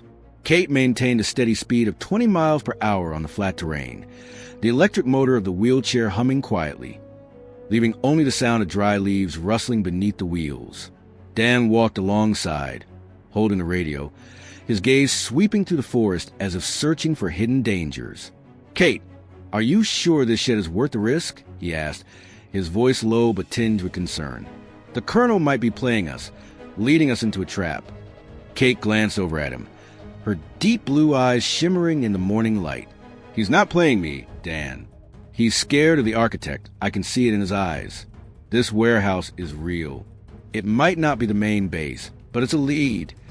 She tightened her grip on the wheelchair, feeling the strength of it that had helped her take down Vincent Viper Malone and the colonel last night. "And I'm not letting any leads slip away." Dan nodded, though his eyes were still tense. "All right. The team is ready. 5 will go ahead, and 5 will follow. If anything seems off, signal immediately. I don't want to lose you in this forest." Kate smiled faintly, a rare smile mixed with a hint of confidence. "You're not going to lose me, Dan. This vehicle has taken me through worse places." She recalled the night spent testing the wheelchair in the dry grass fields of Haven Creek, rolling over rocks and tree roots to make sure it could handle any terrain. 3 years of patience, 3 years of creativity, all to prepare for moments like this. The dirt path gradually narrowed, forcing the team to split up.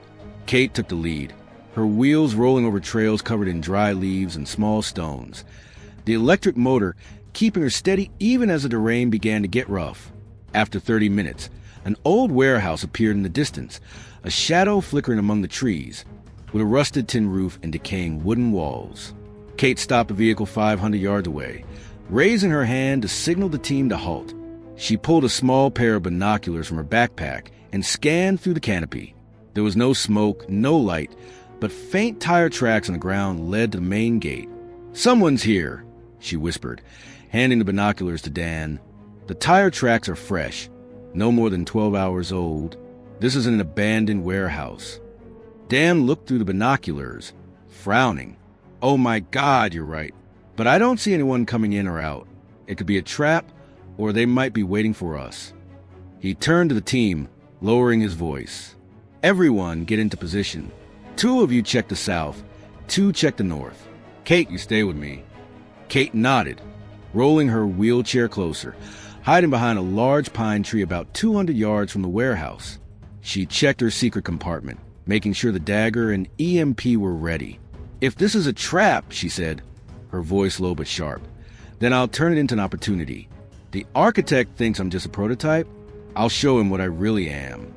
Dan signaled for the team to move up, but before they could get going, a small crack echoed from the direction of the warehouse. Kate turned her head, her eyes catching a glint of light reflecting off the shattered window from a sniper's scope.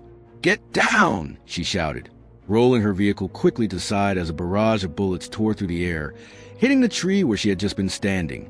The FBI team responded immediately, rifle shots ringing out as they sought cover. Kate rolled her vehicle behind a large rock, her heart racing but her grip steady on the SIG Sauer P2-26. She counted at least 6 gunmen in the warehouse, all dressed in black, moving with the precision of mercenaries. "Dan, they're not Iron Vipers," she shouted over the gunfire. "They're trained to be architects' people." Dan hid behind a tree about 10 yards away from her, firing back with his handgun. "Damn it, Kate. If this is architects' crew, we're really walking into a tiger's den." He signaled to the team, his voice urgent. "Hold your ground. Don't let them surround us." Kate didn't wait for orders. She rolled her vehicle over the rough terrain, using her low profile to dodge bullets, and stopped behind a pile of rotting wood about 50 yards from the warehouse. She pulled the EMP mic from its hidden compartment, flipped the switch, and tossed it toward the window where the first shooter had appeared. A crackle echoed, followed by screams as the lights in the warehouse went out, leaving the shooters disoriented.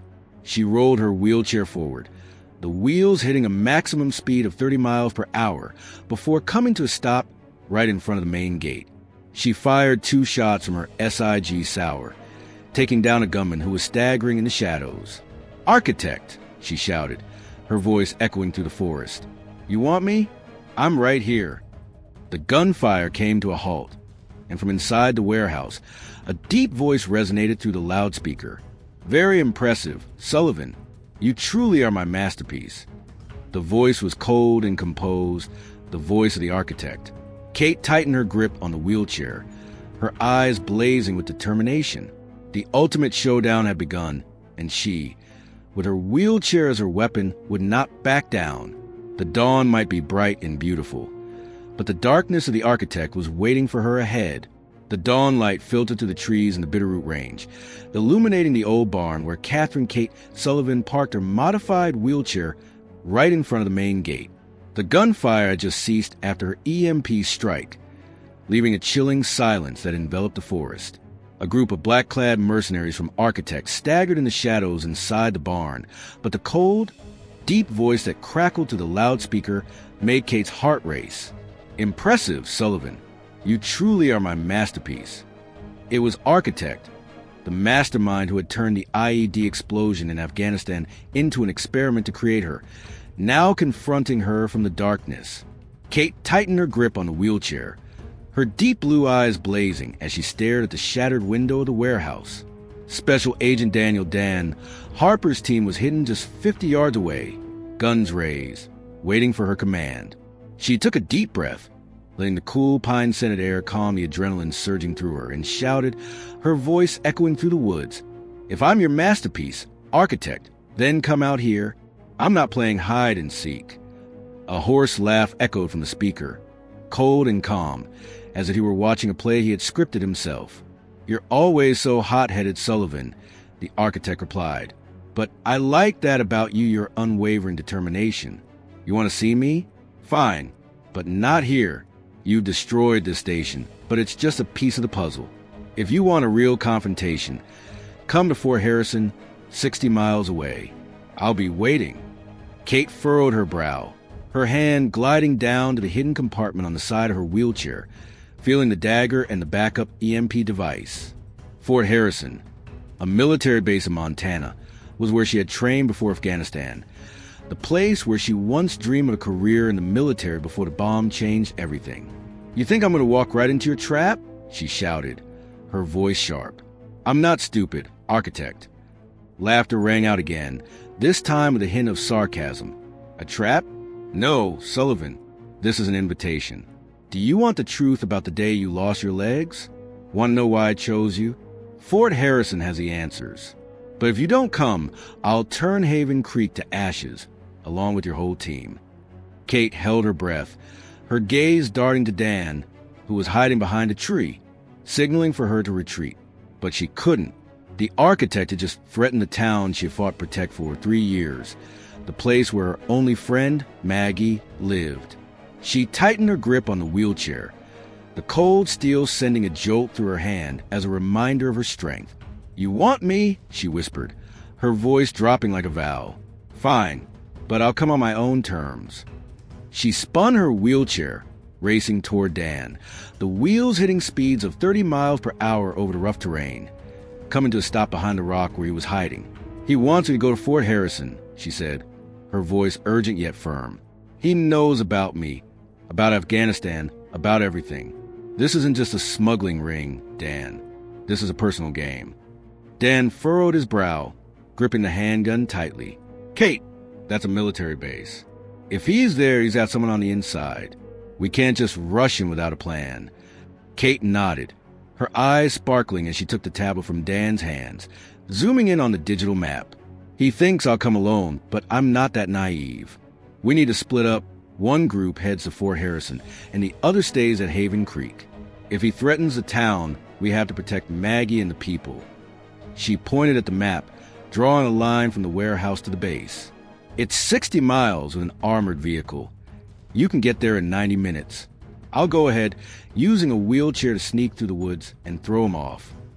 Dan shook his head, his voice tense. "Kate, you're crazy. Going into the woods alone with that car? What if he has mercenaries out there?" I took down this bunch," she interrupted, pointing to the shed where the groans of the mercenaries still echoed. "This wheelchair isn't just a means of transport. It's my weapon. I know the Bitterroot Forest like the back of my hand after 3 years here. I'll get to Fort Harrison first, track down the architect, and signal you when I arrive." Dan fell silent for a moment, then sighed. "You're not changing your mind, are you? All right. I'll take 6 people to Fort Harrison, and 4 will stay at Haven Creek. But Kate, if anything goes wrong, you have to let me know immediately. I don't want to lose you." Kate smiled a light but determined smile. "You're not going to lose me, Dan. I survived Afghanistan. I'll get through this." She rolled her wheelchair toward the edge of the forest, checking the electric motor and the secret compartment once more. 3 years of patience.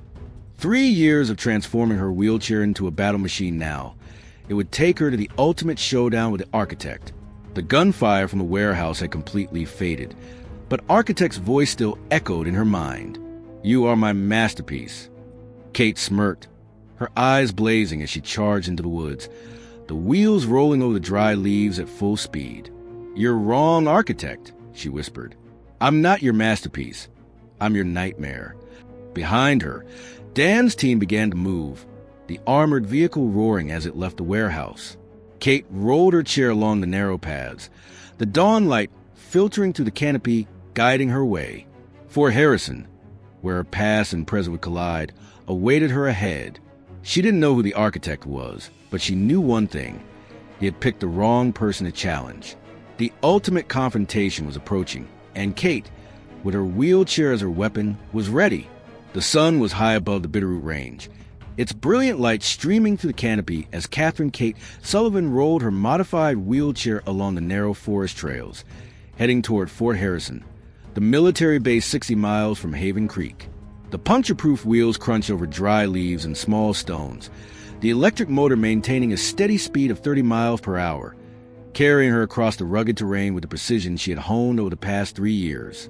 Behind her, Special Agent Daniel Dan, Harper's team moved more slowly in an armored vehicle, about 45 minutes behind her. But Kate wasn't waiting. The architect had called for her, and she was going to meet him, not as a victim, but as a warrior. After 90 minutes of relentless driving, Fort Harrison emerged in the distance, a sprawling complex surrounded by barbed wire and drab concrete buildings. Kate stopped the car 500 yards from the main gate, hiding behind a large rock, and peered through the small binoculars in her backpack.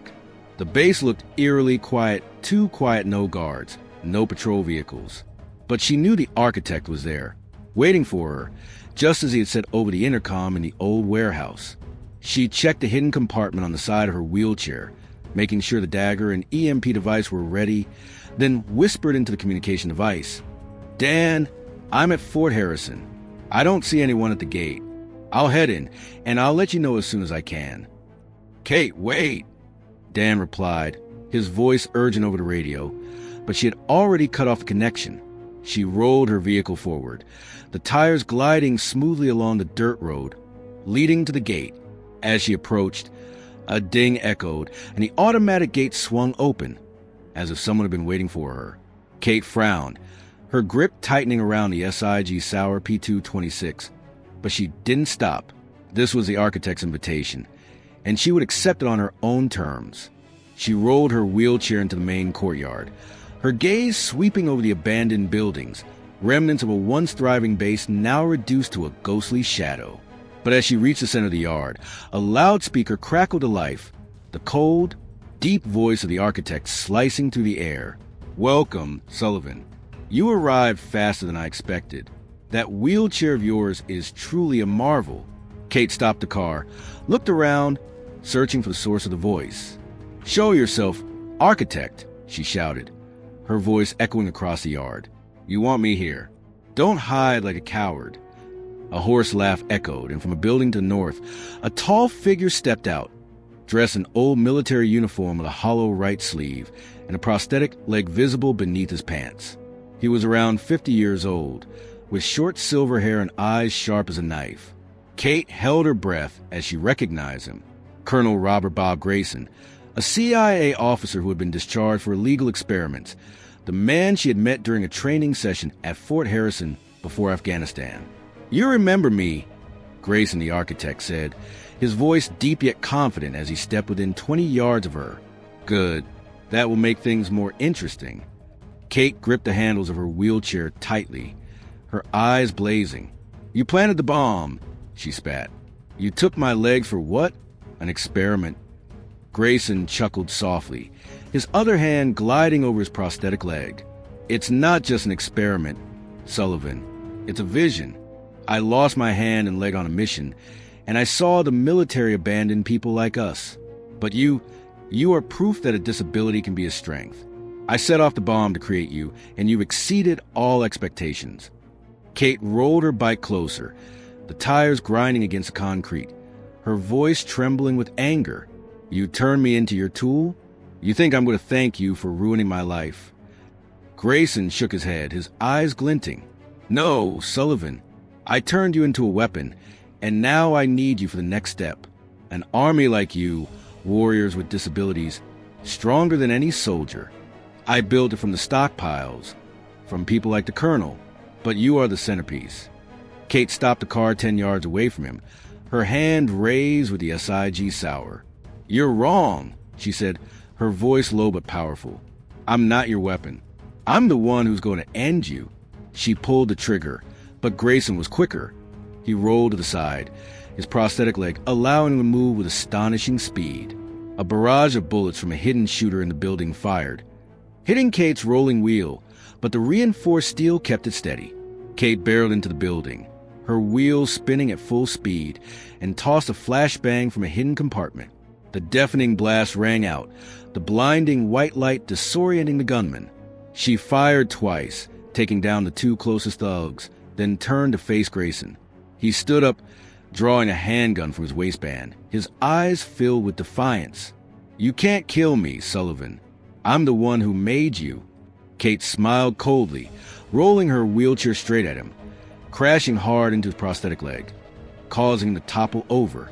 She aimed her gun at his head, her voice ringing out like a death sentence. "You didn't create me. I made myself from the ashes you left behind. And now I'm finishing you off." The sound of the armored vehicle's engine echoed from afar. The FBI team was on its way. Grayson chuckled softly, though his eyes had lost their confidence. "You won this round," he whispered, "but the game isn't over." Kate didn't pull the trigger. She wanted him alive to answer her questions. The ultimate showdown with the architect had come to an end, but she knew his shadow still loomed large. The sun was high over Fort Harrison, its brilliant light streaming through the drab concrete buildings, chasing away the shadows of the recent battle. Catherine Kate Sullivan sat in her upgraded wheelchair, the wheels rolling slowly across the base's yard, where FBI agents were tightly binding the hands and feet of Colonel Robert Bob Grayson, the self-proclaimed architect, and the surviving mercenaries. Grayson lay on the ground, his prosthetic legs shattered from Kate's strike, his once piercing gaze now clouded by defeat.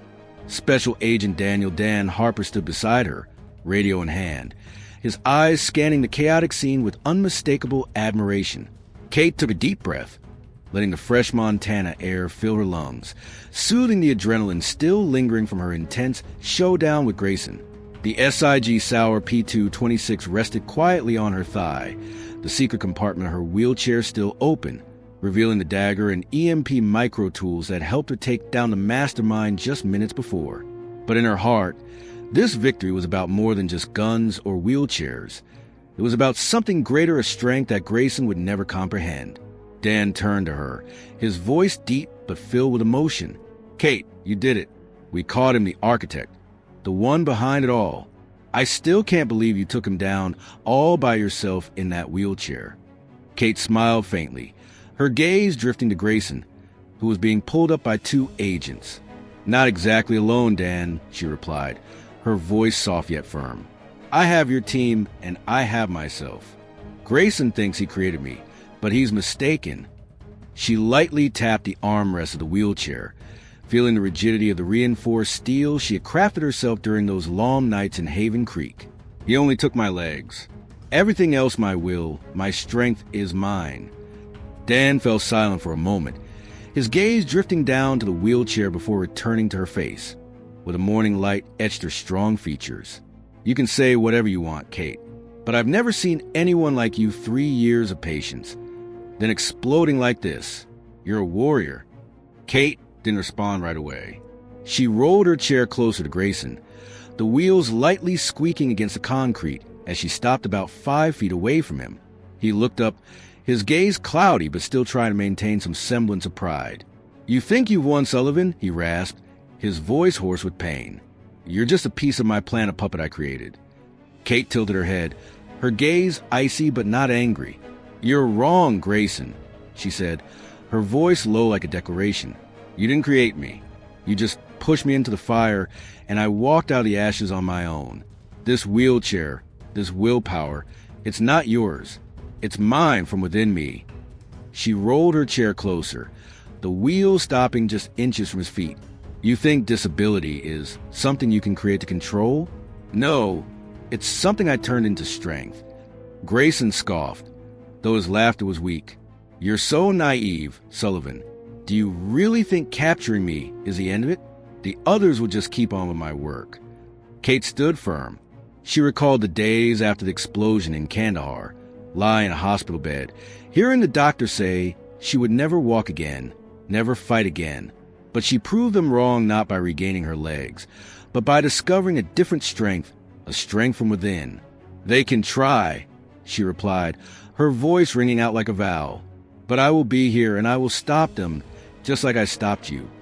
Dan stepped forward, placing his hand on her shoulder, his voice softening. "That's enough, Kate. He's not worth your words. We'll take him to the FBI headquarters and get everything he knows out of him." He signaled for the agent to drag Grayson away, but Kate raised her hand, stopping them for a moment. "Wait," she said, her gaze still locked on Grayson. "I want him to hear this." She leaned forward, her voice dropping but strong like an unstoppable wind. "You think strength comes from tearing others down, from creating disabilities to control them. But you don't understand that true strength doesn't come from the outside. It comes from here. She placed her hand on her chest, where her heart beat steadily. I don't need my legs to stand up. I stand up on my own. And that's something you'll never be able to take away. Grayson fell silent. His gaze clouded as the agent pulled him into the armored vehicle. The door slammed shut, and Kate rolled the car back, the dawn light illuminating her face like a halo. Dan walked beside her, his voice soft yet filled with emotion. You're serious, Kate. But now what? We've got him. What's your next move? Kate stopped the car, looking up at the deep blue sky over Fort Harrison. I'm not done yet, Dan, she replied, her voice low but clear. The architect might not be the last one standing. But today, I'm proving one thing. No one can control me. Not Grayson, not the bomb, not anyone. She smiled, a rare but genuine smile. And that's true power, the power from within. The sound of the armored vehicle faded away, taking Grayson with it. But Kate remained seated, letting the morning light envelop her. 3 years of patience. 3 years of fighting all of it had brought her here, not for revenge, but to uncover the truth about herself. The wheelchair beneath her, a symbol of creativity, was merely a tool. The real strength lay in her heart and will, unyielding and unshakable. The midday sun blazed down on Fort Harrison, reflecting off the drab gray concrete buildings and the base's yard where Catherine Kate Sullivan sat in her upgraded wheelchair. The sound of the armored vehicle faded away as the FBI team took Colonel Robert Bob Grayson, the self-proclaimed architect, away from the scene, leaving a heavy silence that enveloped the area that had just witnessed a fierce battle. Special Agent Daniel Dan Harper stood nearby, directing agents as they gathered evidence from the warehouse and the abandoned crates, but his gaze occasionally flicked over to Kate, as if to reassure himself that she was all right after her intense confrontation with Grayson. Kate rolled her wheelchair to a quiet corner of the yard, where sunlight filtered through a row of pine trees, casting long streaks of light on the ground. She paused, resting her hands on the wheelchair's armrests, feeling the firmness of the reinforced steel that had become an inseparable part of her after 3 years at Haven Creek. The battle with Grayson was over, but within her, a wave of emotion surged not from victory, but from what she had just told him. True strength comes from within. That declaration was not just a response to Grayson. It was a truth she had discovered through her own long journey. Dan walked over, his shoes making a soft sound on the concrete as he sat down next to her on an old bench. Kate, he said, his voice low yet gentle, you just took down one of the most dangerous criminals the FBI has ever hunted. But you don't look like someone who's celebrating. Is something wrong?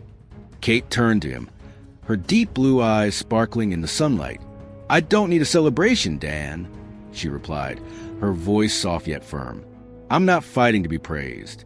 I'm fighting to find myself again, and I've done that. She offered a faint smile, one that carried both pain and pride. Grayson thinks he created me, but he's just a part of the story. The real story begins when I decided not to give up.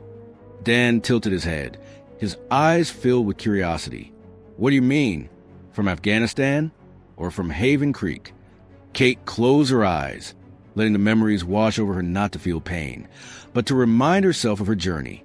She remembered the day the IED exploded in Kandahar, when she rushed out to save the kids and lost her legs. She recalled the long months in the hospital, when the doctors told her she would never fight again, and the heavy emptiness that weighed down her chest. But then she remembered the moment she held her first wheelchair not as a surrender, but as a new beginning. Both, she said, opening her eyes, her voice deep yet clear. Afghanistan took my legs, but Haven Creek gave me a reason to stand up not on my feet, but with my will. Dan fell silent for a moment, then nodded. I remember the day you came to the FBI as a disabled veteran, wanting to be an undercover agent. I thought you were crazy. But now I understand you didn't just survive. You turned your loss into something even stronger. Kate smiled, her gaze drifting down to the reinforced steel wheelchair, the puncture-proof wheels, the secret compartment holding a dagger and an EMP device. This chair is a tool, she said, her voice ringing out like a declaration. But the real power doesn't lie in it. It lies right here. She placed her hand on her chest, where her heart beat steadily. Grayson thinks he can control me by creating a disability, but he doesn't understand that the disability doesn't define me. How I live with it is what truly matters. Dan chuckled softly, the first hint of ease showing on his face all day. You sound like you're giving a lecture, Kate. But I have to admit, you really do live by what you say. Vincent, Colonel, Grayson, they all think they're stronger than you. They're wrong. Kate nodded, her gaze shifting to the agents working in the distance. They're wrong because they only see the wheelchair, she said, her voice dropping to a whisper. They don't see me. They don't see the nights I taught myself how to fight from it. They don't see the times I fell and got back up. 3 years in Haven Creek. I didn't just trap the Iron Vipers. I trapped myself to reclaim the strength I thought I had lost. Dan placed his hand on her shoulder, his voice softening. You found it again, Kate. And you didn't just save Haven Creek, you saved all of us from Grayson. But now what? He mentioned there are others who even keep going. Kate looked up, gazing at the deep blue sky over Fort Harrison, where the sunlight shone brightly like a promise. I will carry on, she replied, her voice strong but unhurried. Not for Grayson or the architect, but for myself. This strength from within is not for revenge. It's to live, to protect what I hold dear. She thought of Maggie at Haven Creek, the friend who had stood by her for 3 years, and a warm feeling spread through her heart. Dan nodded, stood up, and stretched. Then I'll be by your side, Kate. But first, we need to head back to the office. You need a break, and I could really use a cup of coffee. He smiled, reaching out his hand as if to help her. Kate shook her head, rolling her wheelchair forward, the wheels gliding smoothly over the ground. I can do this on my own, Dan, she said, her voice ringing out like a final affirmation. I've always been able to do this on my own. She smiled, letting the midday sun wrap around her, feeling the inner strength not from the legs she had lost, but from the indomitable spirit that had carried her through every storm. The journey of rediscovering herself had come to a close, but her story, the story of true strength, was far from over. The midday sun at Fort Harrison gradually softened as white clouds drifted by, casting a gentle shadow over the base where Catherine Kate Sullivan sat in her upgraded wheelchair. The sound of FBI agents rummaging through a warehouse and inventorying weapons echoed from a distance, but Kate no longer paid them any mind. She rolled slowly across the yard, her deep blue eyes fixed on the Bitterroot Range on the horizon, where she had fought and defeated Colonel Robert Bob Grayson, the self-proclaimed architect. Special Agent Daniel Dan Harper walked beside her, the soft sound of his shoes on the concrete mingling with the air, his gaze sliding over to her with a mix of curiosity and admiration. Kate parked her car near a row of pine trees, where sunlight filtered through leaves, creating shimmering patches of light on the ground. She took a deep breath, letting the fresh Montana air fill her lungs, savoring the rare peace after 3 years of relentless fighting. Dan sat down on an old bench nearby, his voice deep yet full of emotion. Kate, I still don't understand how you did it. Grayson Architect is a monster. He thinks he controls you, but you turn the tables. What keeps you standing strong? Kate turned to him, her eyes shining like an unquenchable flame. It's not this wheelchair, Dan, she replied, her voice soft yet firm, gently tapping the reinforced steel frame. It's not the gun or the plan. It's this. She placed her hand over her heart, where it beat steadily and strong.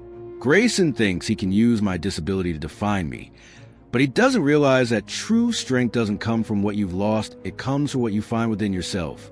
Dan tilted his head, his eyes filled with curiosity. What did you find, Kate? After Afghanistan, after everything he did?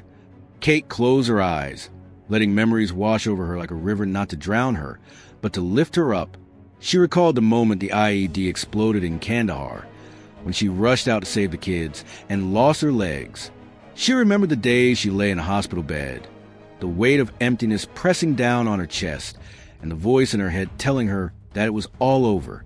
But then she remembered the day she took hold of her first wheelchair, not as a surrender, but as a challenge. I found my will, she said, opening her eyes, her voice deep yet blazing. I found the fire in my heart that will never let me fall, no matter if it's Grayson or anyone else trying to snuff it out.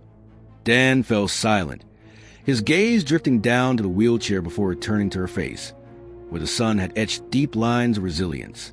"You speak like someone who's been through hell and back," he said, his tone softening. "But I see that fire in you. It's not just what helped you take down Grayson. It's what makes you stand out." Kate smiled, a small but genuine smile. "It's not just me, Dan," she replied, her voice ringing out like a shared secret. "Everyone has that fire in their hearts, waiting to be awakened. Grayson thinks disability is something he can create and control, but he doesn't understand that it doesn't weaken me, nor does it make me stronger. It's just a part of who I am. True strength comes from how I choose to live with it." Dan nodded, his eyes lighting up as if he had just realized something profound. "You're right," he said, his voice dropping to a serious tone. "Vincent, Colonel, Grayson, they all think they're strong because they have power, they have weapons. But you're strong because you don't let them define you." Kate rolled her wheelchair closer, her gaze sweeping over Fort Harrison, where she had once trained, where Grayson had been a ghost in her past, and now a place where she would prove her strength. "They can't define me," she said, her voice strong but not arrogant. 3 years at Haven Creek taught me that. Every time Vincent mocked me, every time I fell in the field while testing the wheelchair, I didn't let them bring me down. I stood up, not on my feet, but with my will. Dan chuckled softly, stood up, and stretched. "You're a living lesson, Kate. I'm going to tell the team about this, not just because you took down Grayson, but because you showed us what true strength really is." He looked at her, his eyes filled with appreciation. "But what now? You found yourself again. What's the next step?" Kate looked up at the deep blue sky over Fort Harrison, where the midday sun shone brightly like a promise. "I will keep fighting," she replied, her voice steady yet clear. "Not to prove anything to Grayson or the architect, but to protect people like Maggie, like Haven Creek. This strength, this fire in my heart, isn't for revenge. It's to live, to ensure that the flame of others doesn't go out." Dan nodded, his eyes lighting up. "Then I'll be by your side, Kate. But for now, let's head back to the office. You need to rest, and I need to file a report." He smiled and walked ahead. Kate rolled her bike along, the wheels gliding smoothly over ground, carrying her through the midday sun. The fire in her heart still burned, not to destroy, but to build, to inspire. She had found herself again, and now she was ready for whatever lay ahead. The midday sun at Fort Harrison slowly faded as clouds drifted by, leaving a gentle blue sky over the military base where Catherine Kate Sullivan sat in her upgraded wheelchair. The wheels rolled steadily across the yard, bringing her closer to Special Agent Daniel Dan Harper, who stood beside an armored vehicle, ready to leave after his victory over Colonel Robert Bob Grayson, the self-proclaimed architect. The sound of the agent packing up echoed from a distance, but Kate was no longer concerned. She had discovered her inner strength, and now she looked ahead with newfound light in her heart. Dan turned around as she approached, his eyes lighting up with admiration. "Kate, you've done the impossible," he said, his voice deep yet warm. "Grayson thought he had control over you, but you've shown what true strength really is. I'm proud to be working with you." Kate stopped the car, looked up at him, her deep blue eyes sparkling like an eternal flame. "Thank you, Dan," she replied, her voice soft yet firm. "But I'm not doing this for praise. I do it to remind myself and others that strength doesn't come from what's seen on the outside. It comes from here." She placed her hand on her chest, feeling the steady beat of her heart, the fire that had kept her strong through 3 years in Haven Creek. Dan nodded, a small smile on his face. "You're an inspiration, Kate, not just for me, but for anyone who hears this story. Now let's head back. Maggie is probably waiting for you at Haven Creek with a hot cup of coffee." Kate smiled, thinking of Maggie, the friend who believed in her even when she was hiding her true identity. "I will return," she said, her voice low but clear. "But I'm not finished yet. Grayson may be a ghost, but there are others like him.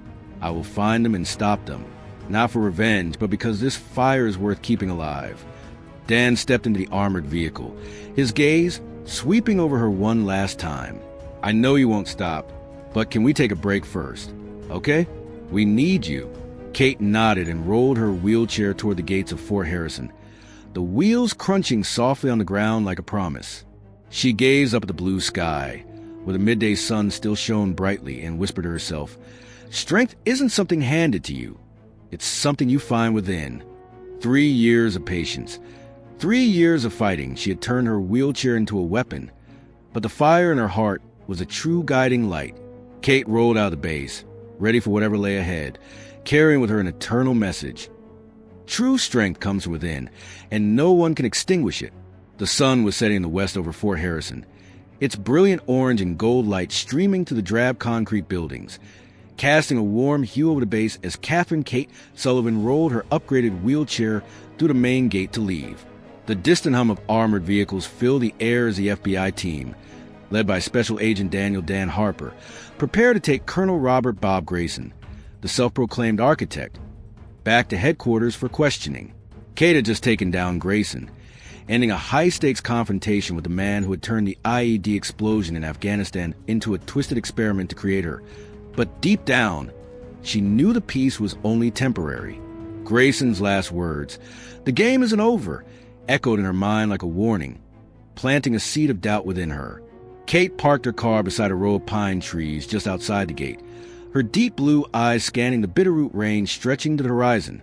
The flat tire on her wheel crunched softly against the ground, leaving behind the marks of a battle. Just fought a battle not just with Grayson, but with her own past. Dan walked over, his shoes making a light sound on the ground as he stood next to her, holding a tablet filled with data from the old warehouse 20 miles away. "Kate," he said, his voice low but laser concerned, "you just took down a big jerk, but you look like you're already thinking about the next fight. Is something wrong?" Kate turned to him, her eyes shining like a flame that would never go out. "Grayson isn't the last one, Dan," she replied, her voice soft yet firm. "He said the game isn't over, and I believe him. He's the architect, but someone created him.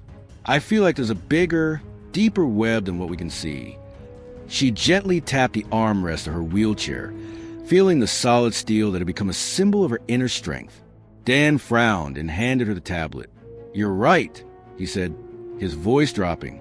"The analysis team just sent over the report from the weapons cache at the old warehouse. The signaling devices we found aren't just communicating with Fort Harrison.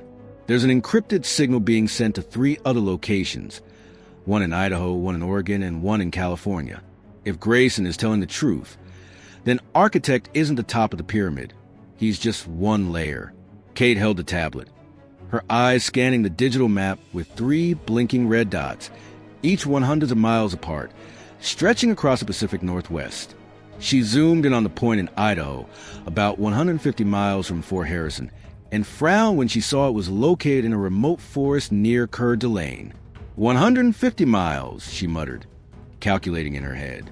In an armored vehicle, you could get there in 3 hours. With this wheelchair, 30 miles an hour through the woods, I might make it there even sooner if I take a shortcut. Dan shook his head, his eyes filled with worry. "Kate, you just fought all night. Don't tell me you're planning to rush into the woods alone again. We need to make a plan to call in more people, coordinate with headquarters." Kate smiled faintly, her eyes shining with an unshakable determination. "I'm not going alone, Dan," she replied, her voice low but strong. "I have you in the team, but I need to go ahead. If Grayson is telling the truth, then this network doesn't stop with him. I want to get to Idaho, find the next lead before they can wipe it clean." She rolled her chair forward a few inches, the wheels crunching softly on the ground like a promise. 3 years in Haven Creek taught me one thing. Don't wait for the enemy to come to you. I find them first. Dan sighed, his gaze drifting down to the wheelchair before returning to her face. "You never change, do you? All right. I'll call the team and get the vehicle ready. But Kate, if you get there and see anything unusual, let me know right away. I don't want to lose you." Kate nodded, her eyes shining with a rare glimmer of appreciation. "You're not going to lose me, Dan. I survived Grayson, and I'll get through this." She turned her wheelchair back, gazing at the Bitterroot Forest stretching out before her. "Idaho, huh?" she whispered to herself. "All right, I'm coming for you, architect or whoever's behind this." She checked the secret compartment on the side of her wheelchair, making sure the dagger and EMP mic were ready, then rolled into the forest the wheels gliding smoothly over the dry leaves and small stones. The midday sun filtered through the canopy, casting a halo of light on her face. But inside her, a fire still burned not for revenge, but for protection for the truth. Dan stood back, watching her figure fade into the woods, and whispered, "God bless you, Kate." Kate didn't hear his words. She only heard the wind rustling through the trees, the steady roll of the wheels, and the pounding of her own heart. 3 years of patience. 3 years of fighting. She had taken down Vincent, Viper, Malone, Colonel, and Grayson. But the story wasn't over yet. The digital map with 3 red dots was a promise of a new battle, a larger, more dangerous network waiting for her to uncover. She wasn't afraid. The inner fire within her, the one that carried her through every challenge, still burned bright, ready for whatever lay ahead. The sunlight faded as she rolled deeper into the woods, heading toward Idaho where the next clue of the architect awaited. The game wasn't over yet, but Kate knew one thing. She wasn't just a player. She was the one changing the rules of the game. And with every turn of the wheels, she carried a message of power within her that would never dim, and her story still held so much promise ahead. The sun was slowly dipping toward the west over the Bitterroot Range, the soft golden-orange light fading as Catherine Kate Sullivan rolled her upgraded wheelchair along the narrow trails in the woods, heading toward the red on the map marking an old barn near Coeur d'Alene, Idaho, 150 miles from Fort Harrison. The puncture-proof wheels crunched over dry leaves and small stones, the electric motor maintaining a steady speed of 30 miles per hour, carrying her across the rugged terrain with the precision she had honed over 3 years at Haven Creek. Behind her, Special Agent Daniel Dan, Harper's team moved more slowly in an armored vehicle, about 2 hours behind her. But Kate didn't wait for Colonel Robert Bob Grayson's warning that the game isn't over to ignite a fire within her, driving her to seek the next clue left behind by the architect. Kate rolled her bike over a small stream, water splashing up onto the tires, but it didn't slow her down. She had covered 120 miles in 4 hours, stopping only for a few minutes to check the map on her tablet and take a sip of water from the backpack Dan had given her. Her deep blue eyes scanned the forest, searching for signs of the enemy, but inside her, a strange calm was taking shape. She had just taken down Grayson, the one who thought he could control her by creating a flaw. But that victory was just the beginning. The map with 3 red dots, Idaho, Oregon. California was a promise of new battle, and she knew she couldn't stop now. After 4 hours and 30 minutes, the old warehouse appeared in the distance, a shadowy figure nestled among the trees, with a rusty metal roof and decaying wooden walls, just like the place where she once faced Grayson's henchmen. Kate parked the car 500 yards away, hiding behind a large pine tree, and observed through her small binoculars. There was no smoke, no light, but faint tire tracks on the ground led the main gate, and a soft buzzing sound echoed from inside. She whispered into her communication device, "Dan, I'm at the warehouse in Idaho. There are signs of activity. I'm going in to check it out. How long until your team arrives?" "Kate, we're 30 minutes away," Dan replied, his voice urgent over the radio. "Don't go in alone and wait for us. Damn it." Kate smiled faintly and cut off the connection.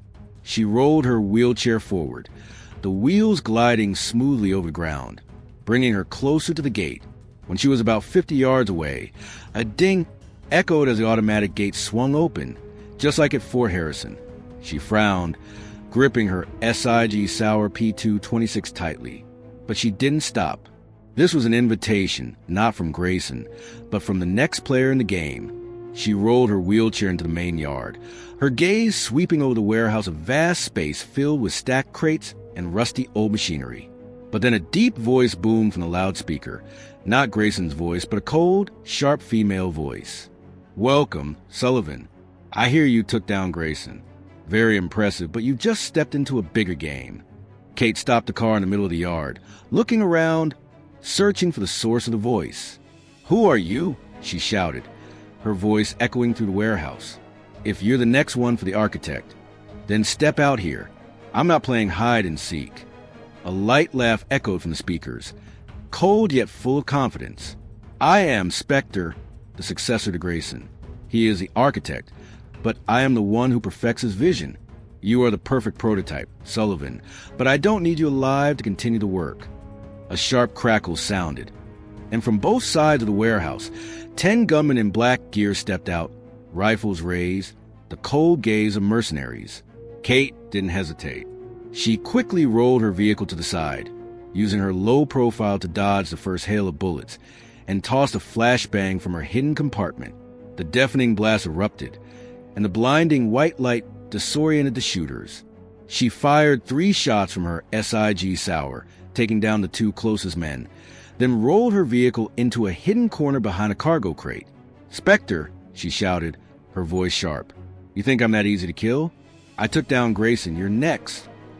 Laughter echoed from the speaker again, this time with a hint of delight.